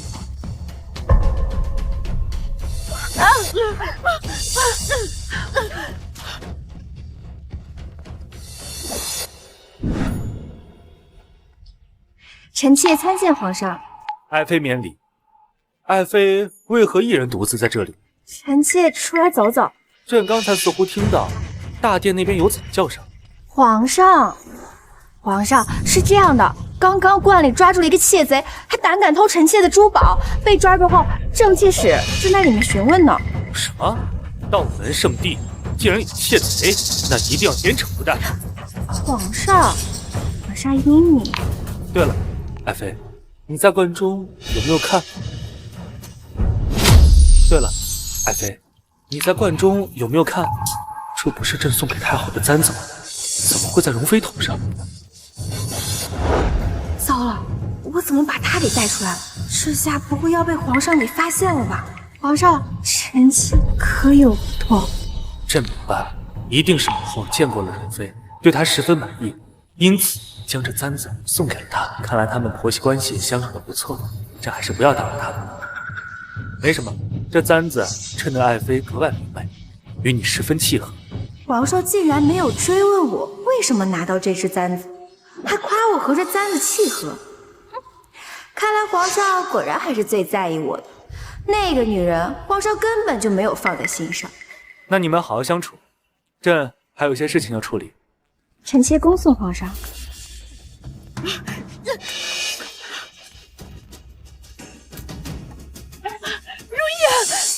如夜，啊！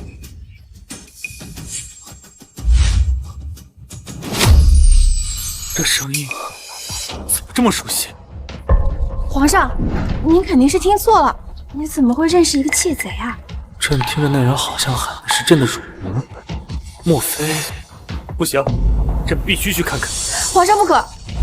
爱妃，你这是何意？为何执意阻拦朕？臣妾是怕那窃贼拼死抵抗，伤害到皇上。让朕必须去看看。皇上，怎么办？若被皇上发现他的青梅竹马被杖责，万一迁怒于我……启禀皇上，大事不好！苏州城内出现一伙反贼，正沿着我们的路线一路杀来。什么？胆大包天！你们留下，和正刺史守好关，朕要亲自带兵平反。是。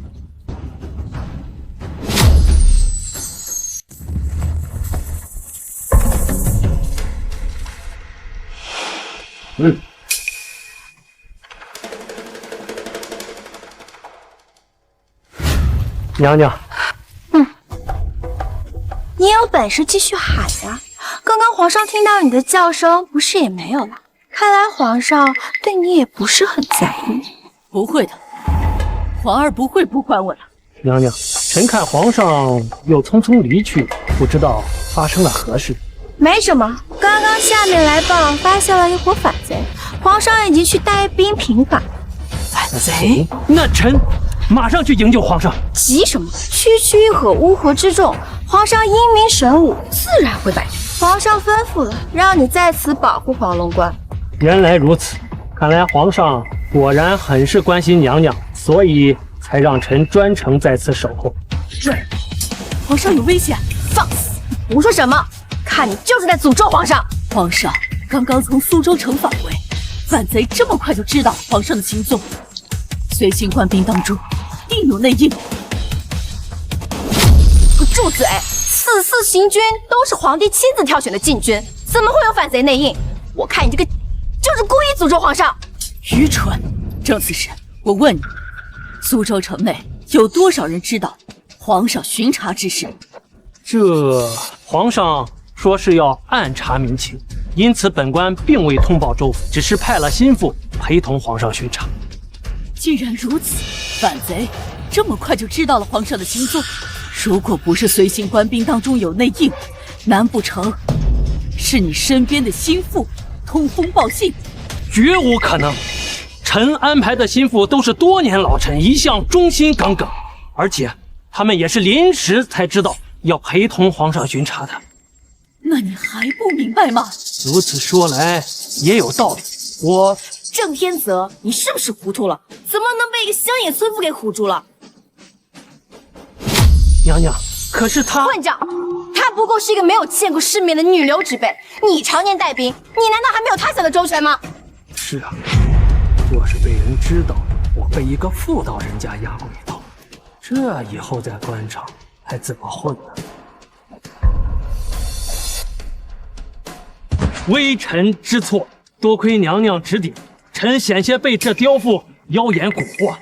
哎呀，不管你们怎么对我，现在皇上处境非常危险，赶紧劝皇上回来。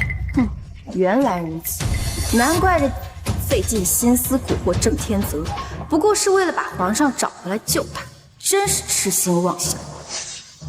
谢谢。赵成，刚刚打了几仗？姐姐，刚才被这个刁妇说了几句话打断了，我也记不清打了几仗了。既然如此，那就重新计算。给我打！你是。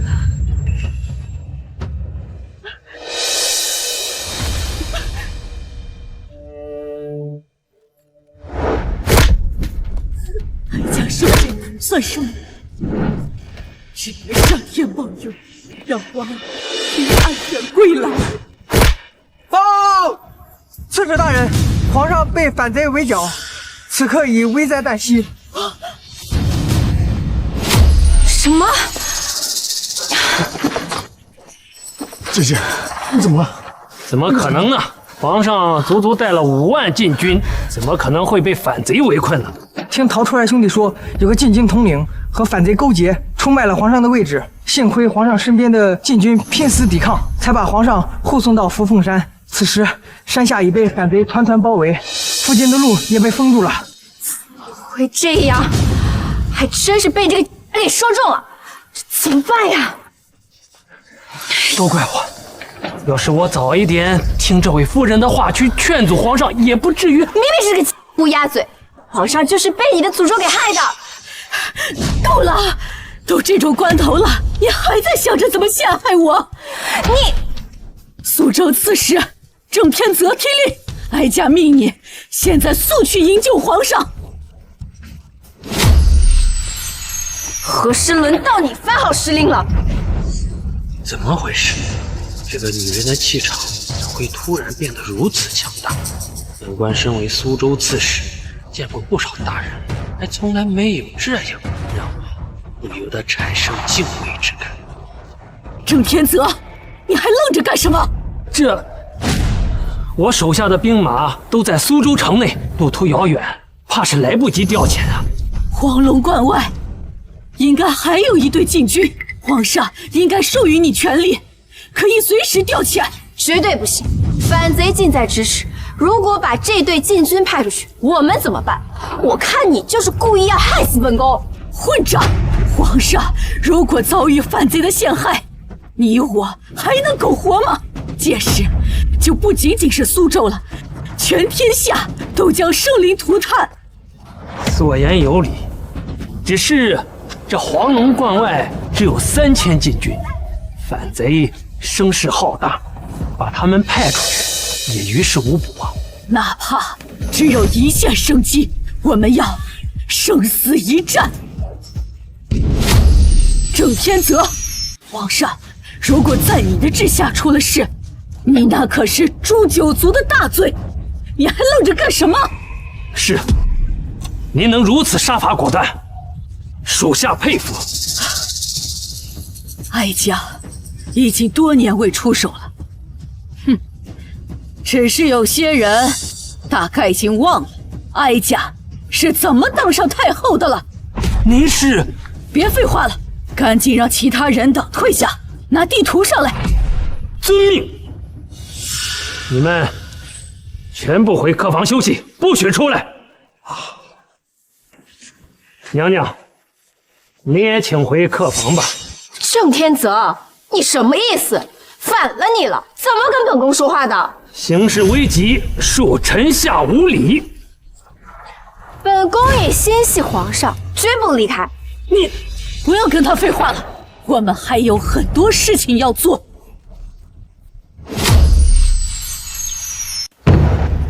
您看，扶风山的位置就在这里，只有正面一条路，其他3个方向全是悬崖。一旦被围困，即便反贼攻不进去，皇上他们迟早也会断绝粮草和饮水。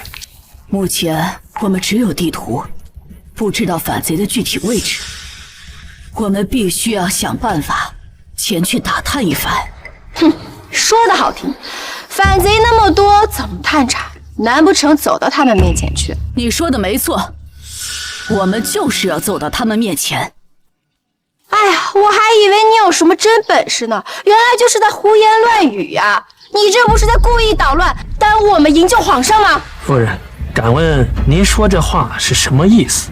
既然是禁军和反贼相互勾结，那么除了首领，他们下面的人一定是相互都不认识。这就是我们的机会。郑天泽，你将黄龙观的守军中挑选100名机灵的探子，一半打扮成禁军的样子，另外一半穿着反贼的服饰，扮作禁军的前去打探反贼的位置，穿反贼服饰的前去了解背叛禁军的位置，浑水摸鱼，他们就很难分清楚了。妙啊！我带兵多年，怎么没有想到会利用这一点呢？我现在就去找探子。慢着，本宫差点就被你糊弄。娘娘，您是什么意思？蠢货！他让你去假扮叛乱的禁军，那你知道背叛皇上的是哪位禁军统领吗？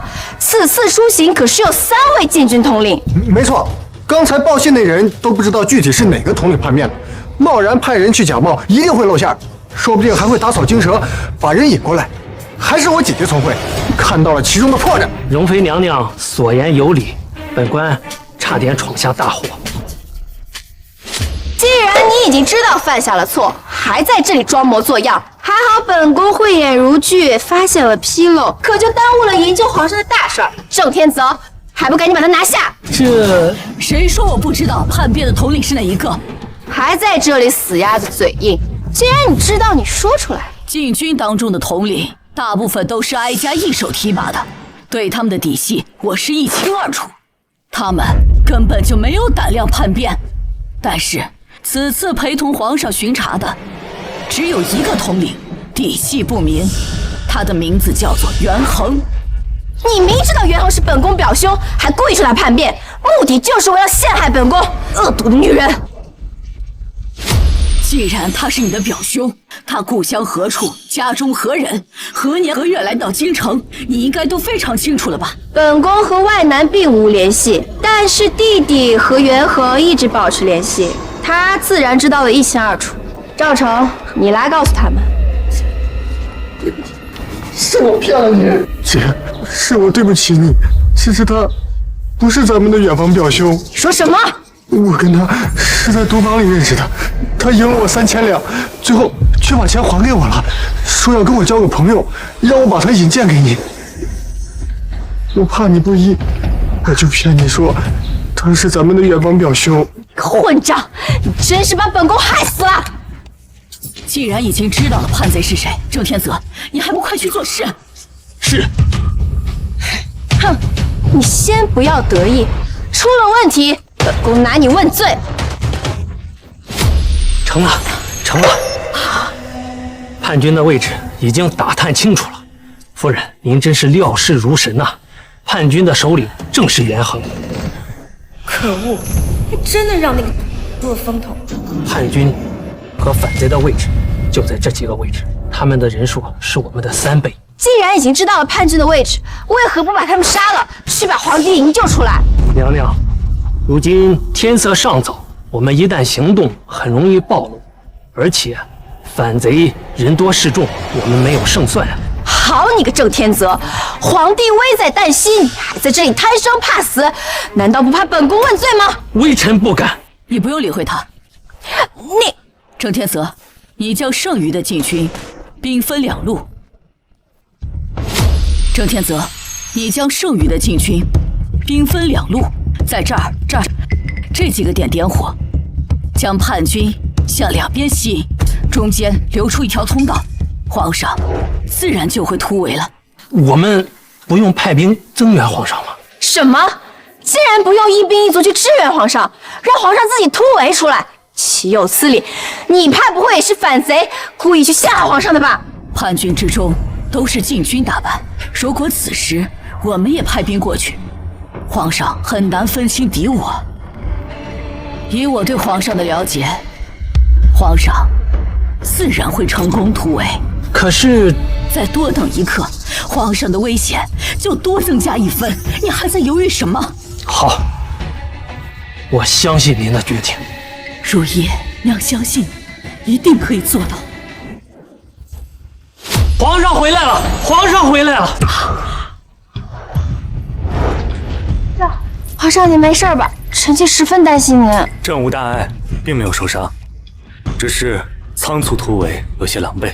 还好皇上洪福齐天，不然微臣身为苏州刺史，真是罪该万死啊！对了，黄龙观的守军调动是谁安排的？这个是如意，你可安好啊？朕一切安好。可恶，皇上竟然直接无视了我，只关心那个。皇上，臣妾听说您被反贼围攻，十分担心您，一直想要郑刺史派兵去救您，都怪这个同州作梗，不让一兵一卒去支援您，皇上可要治他的罪呀！你说什么？臣妾说，都怪这个阻拦我们去救您。郑天子，你快跟本宫作证呀！皇上，不发援兵确实是皇夫人的决定，不过微臣认为，你怎敢对她如此出言不逊？皇上，你竟然因为这个狐媚子打我！狐媚子，你究竟知不知道她是什么人？不就是皇上抱在外面的一个女人吗？没名没分，有什么了不起？闭口！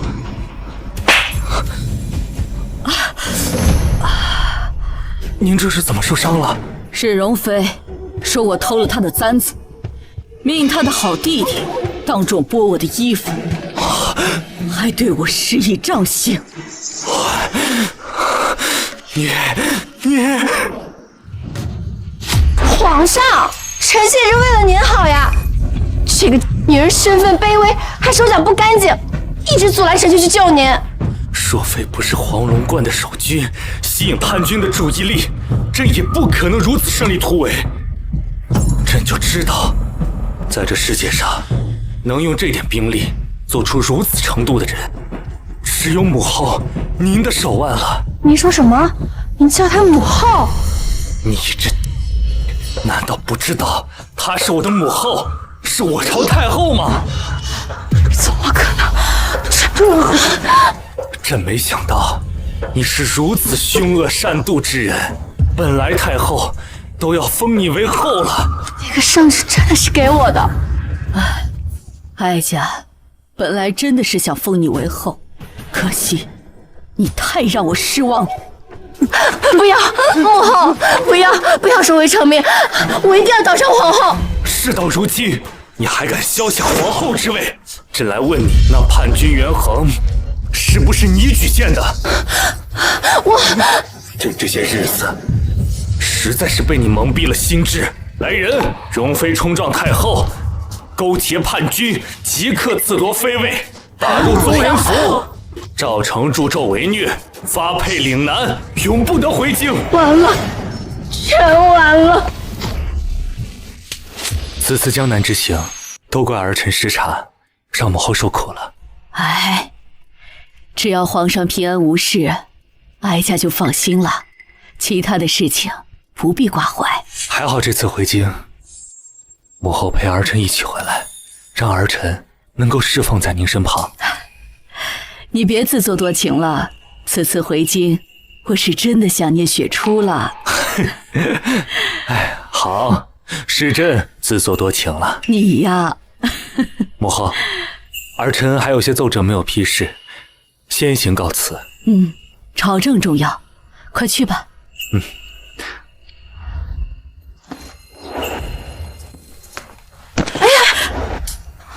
奴婢该死，奴婢不是故意冲撞太后的。你这丫头为何如此慌张？快起来！明心啊，你侍奉哀家已有10年，哀家把你当做自己的孩子，今日为何如此慌张？说来听听。回太后，奴婢之所以出神，是因为心中忐忑。发生什么事了？昨天宫门守卫给我传信，说是我的家人前来寻我。你的家人？哀家记得你从小是被家里卖掉，辗转才入了宫，这10年间没听说你家人在寻你啊，这怎么突然你家人要找你了？奴婢也不知道，所以也心中忐忑，不知是否应该前去相见。那还是去见一见吧，毕竟是你的家人。不过你自幼在宫中长大，不知人心险恶，就让哀家陪你一起去吧。这怎敢劳烦太后？无妨，哀家陪你一起去看看。如果是你家人真心的想寻回你，那哀家就还你自由身，再送你一笔嫁妆。奴婢多谢太后。哇，爹，我还是第一次来这么好的酒楼，你看到了吗？这楼上楼下都是金碧辉煌的，连导游的小三儿穿的都是满身珠宝啊。咱家跟这儿相比啊，连茅房都不如。我呀，宁愿来这儿当个杂役。瞧你那没出息的样，千万别让人家笑话人。哎，爹，你说沈明熙那个货把咱约到这儿干嘛呀？这儿一顿饭钱都抵得上咱家几年的开销了。哎，你懂什么呀？那丫头啊，好歹是在宫里当差，能挣不少银子。况且呀，这宫里也没有花钱的地方，这些年肯定攒下了不少银子。哎，爹，那我买官这事儿是不是就成了呀？小点声。当年啊，为了能让你去诗塾读书，我们呀才把你姐卖给了人牙子。哎，这么多年过去了，他心里啊肯定还有怨气。哎，对了，待会儿啊，你可千万别直接跟他说你是来找他要钱，是来买官的。啊，爹，我知道错了。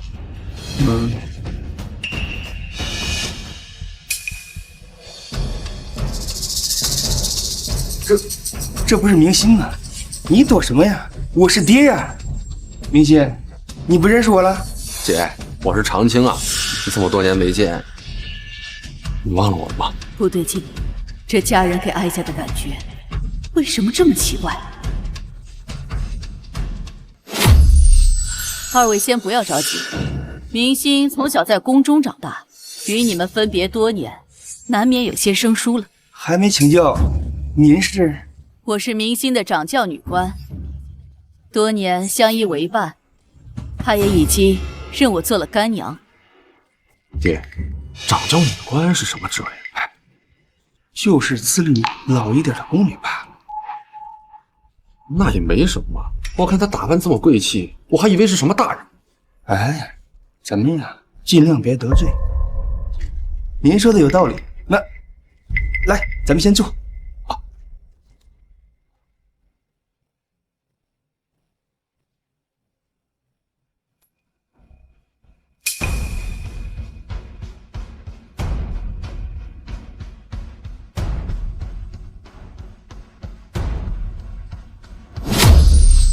女官大人，我沈某啊，先敬您一杯，感谢您这么多年照顾明星。不用客气。哎，爹，你敬这个老宫女干嘛呀？沈长兴，你怎敢如此出言不逊？你知道她是谁吗？小孩子不懂事，女官大人，您啊别在意。沈长清是吧？你爹为什么不能给我敬酒啊？为了供你读书，你姐姐从小就被你爹爹卖掉。这10年来，是我让她吃饱穿暖，供她读书写字的。你爹娘从未尽过做父母的职责，他们不但应该敬我酒，你都应该敬你姐姐一杯酒。做人不懂得感恩，那跟请有何异呀？你放肆！你竟敢辱骂我们！女官大人说的有道理，我们呀是该敬您和明心一杯。来，姐，我敬你一杯。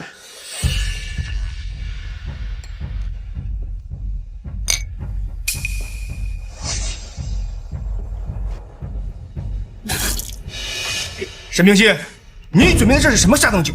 根本就没法喝。没错，这酒也太难喝了吧！姐，你就拿这种下等酒来招待我们呀？这怎么可能呢？这些都是我精心准备的。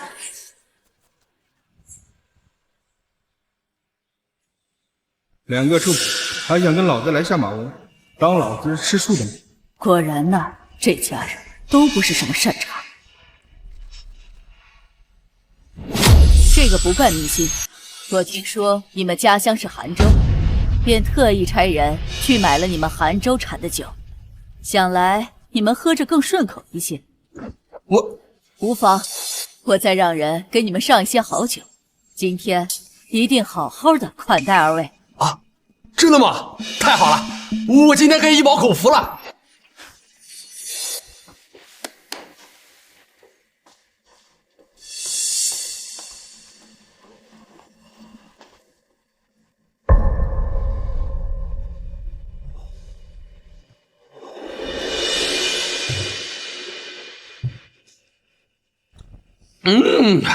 爹，这酒真好喝，我这辈子还没喝过这么好的酒呢。喝起来有点香味儿，而且一点都不苦涩。这么好的酒，一定很贵吧？这是京城名酒长生醉，一壶也要300两纹银。什么？300两？我这辈子还没见过这么多钱呢。二位不用担心，今天长生醉我管够。来，太好了，儿子，来，快多喝点。好，好心为他们准备家乡酒，却被他们嫌弃。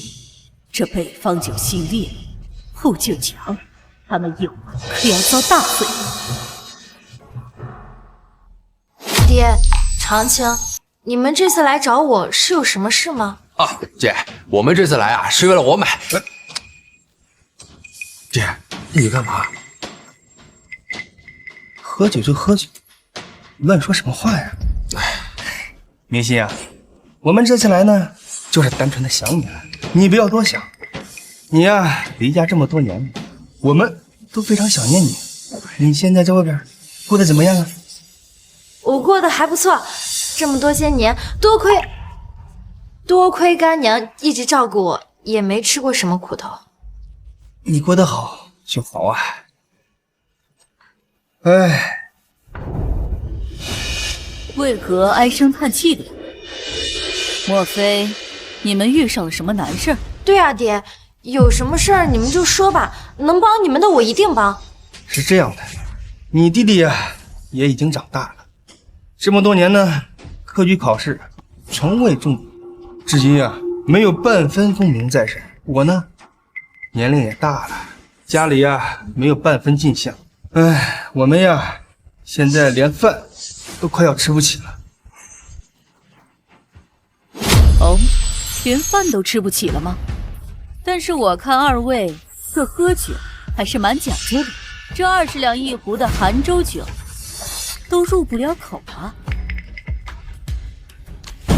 哎，爹，还跟他们扯那么多干嘛？直接说就行了。沈明心，我们这次来就是来问你要钱的。要钱？要什么钱？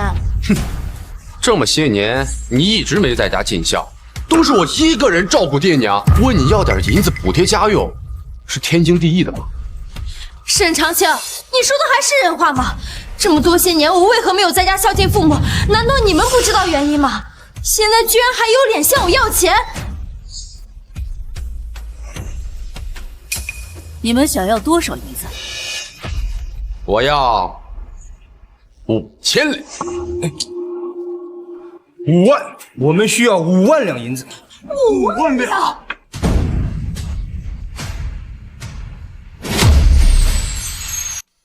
爹，吏部的张大人不是说5000两就够吗？你怎么要5万两啊？你这个蠢货！你看他身边那个女官，穿着十分的富态，一看呀就十分有钱，并且呢，她还是沈明星那个赔钱货的干娘，一定愿意出这个钱。我们呀，正好借此机会多榨出来点银子。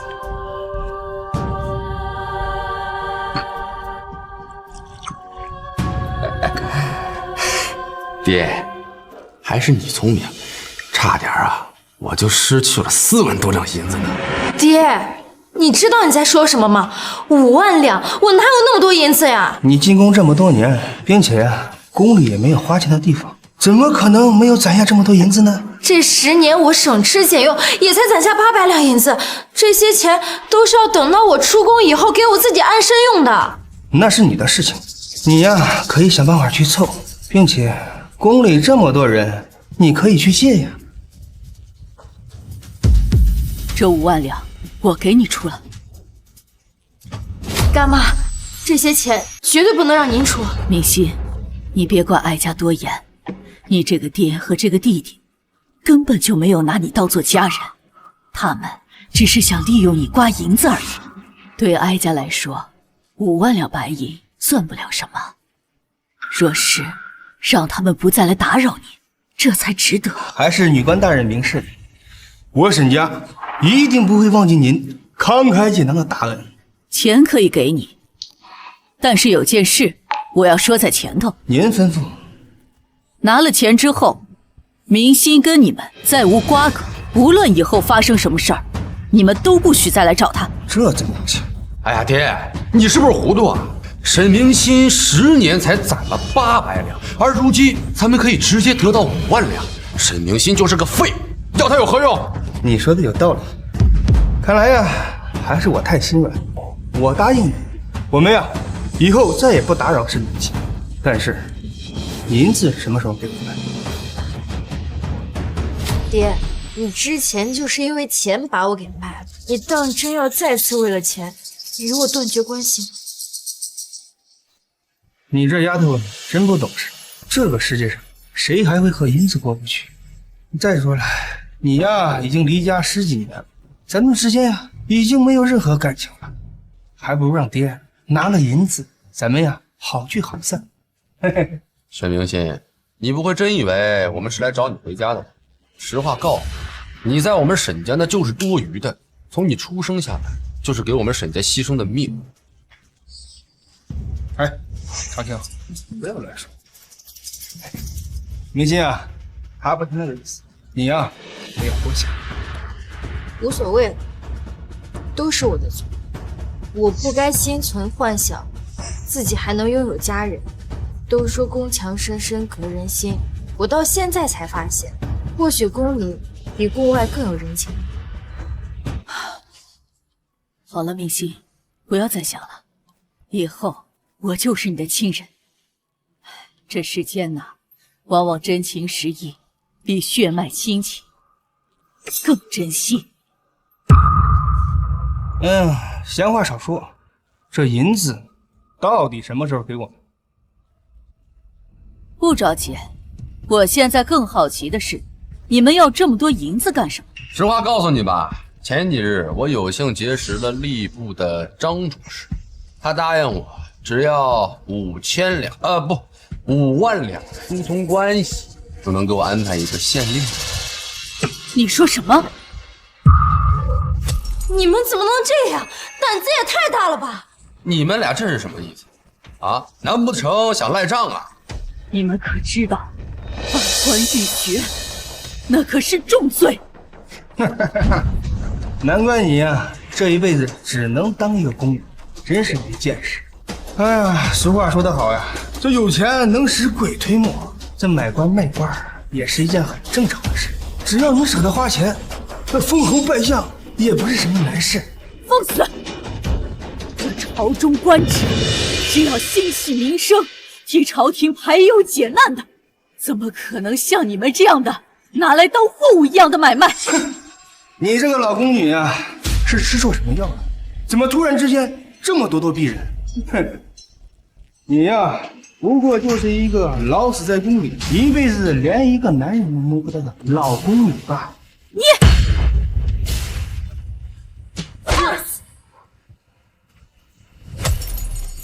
什么？你敢打我？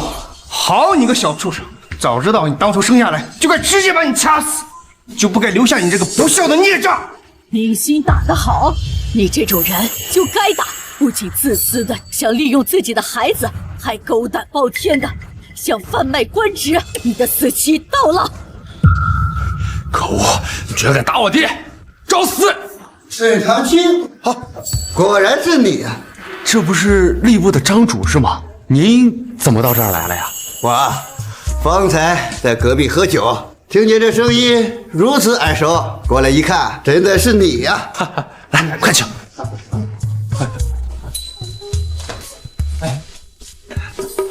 您请。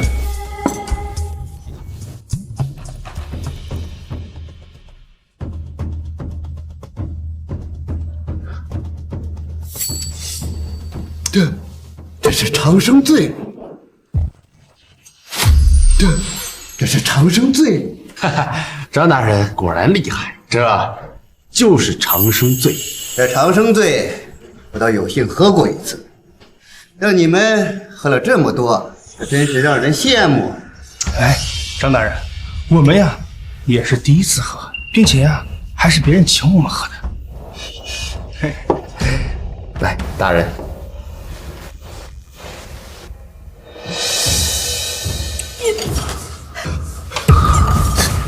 张大人，您这个为何呀？好你个混账东西！这间酒楼菜品如此昂贵，你们还能把长生醉当水喝，真是好不享受啊！答应本官的5000两银子，为什么迟迟不给啊？5000两？张大人，您息怒，我们呀也正在想办法凑银子呢。是啊，张大人，这5000两银子太贵了。贵？哪里贵了？这些年一直是这个价钱。倒是你该好好想想，这些年有没有好好努力？连这么些银两都拿不出来。一个县令的官职，卖5000两，这真是一笔好买卖啊！哟，这两位娘子长得好生俊俏啊！来，给本官喝一杯。大胆，我们可是宫里的人。宫里的人啊，没事，大人，他们俩呀不过是宫里的宫女而已。吓本官一跳，我还以为是什么惹不起的大人物，原来只是宫里打杂的宫女。张主事是吗？我要是买个官职，可以吗？哦，哈哈哈，这位娘子好说，本官在吏部任职，这还没有什么职位是我安排不了的。是吗？那请问，我想买个太后当的，需要多少钱？你说什么呢？我说，我想买个太后当的，需要多少银子？放肆！你是不是想找死啊？这话是能随便乱说的吗？得罪了太后，那可是重罪。大人，这跟我们没有什么关系，是我们根本就不认识他。是啊，大人，我们根本就不认识他们。哼，这几个都不是什么好东西，看哀家怎么让你们狗咬狗！哎呀，刚才你们还在说要跟张大人买官，问我们要5万两银子，这怎么突然之间就不认识我们了呢？闭嘴！你什么5万两？好你们两个！问别人要5万两，只给本官区区5000两，这不是在戏耍本尊吗？张大人，我们没有。您听我们解释啊，张大人。你们给我听好了，拿不出5万两，你们什么官职都买不到。5万两，这也太多了吧？干什么？离我干干远一点！都怪你这个臭婆娘，多什么嘴呀、让我们从5000两变成了5万两。没错，把那5万两赶紧给我们，快点！刚才是你说不认识我们的，现在又给我们要钱，你们这副嘴脸真让人恶心。张大人，求你开恩呐！这5万两确实太多了，求您开恩呐！张大人，求求您了，我们现在这还没拿到钱呢。是没拿到呢，这和我有什么关系？反正只要你们拿不够5万两，这事儿没得商量。明星啊，你看着吧，好戏啊，才刚刚开始。哎呀，我突然想起一件事，明星啊，这吏部负责官员任职的是谁来着？啊，我记得好像只有吏部侍郎才有这个能力。那这个所谓的吏部主事，有没有资格参与官职任命的安排呀？好像是没有吧。张主事，他说的可是真的？这好啊你，这居然敢骗我们，还让我们父子俩给你下跪，真是岂有此理！你们要干什么？干什么？我们要好好揍一顿，然后把你的衣服扒光扔出去。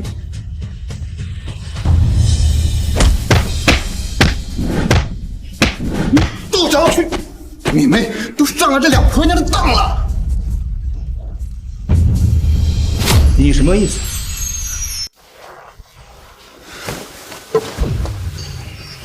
你想，他们2个只是没见过什么世面的宫女，能懂什么啊？你们怎么能相信他们呢？好像有点道理。是啊，爹，他说的有道理啊。因为一开始他们俩连花钱买官这个事儿都不知道。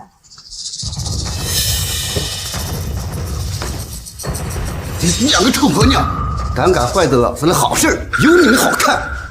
奇怪，一近了看，这2个人怎么如此眼熟？混账！睁大你的狗眼看清楚，我们到底是谁？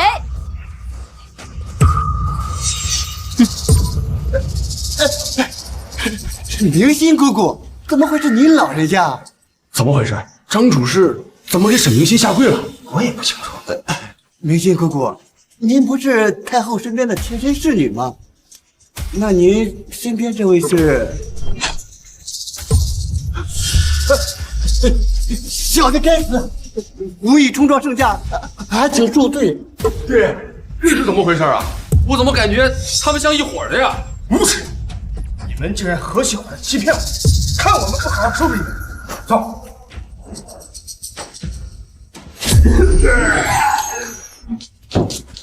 太后无忧，锦衣卫前来护驾。这是什么情况？美酒虽好，可不要贪杯啊！这做人跟饮酒一样，都不能太贪心，贪心不足，蛇吞象。你竟然是太后！你骗我们！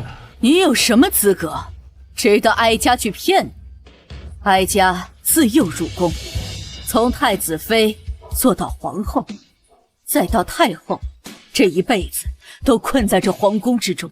哀家和明星一样，都只是一个宫女而已。来人，在！这3人私下买卖官职，通通流放。再给哀家详细的去排查，所有的相关官员，全部重罪论罚。谨遵太后遗旨。明星，走吧，咱们回家。好。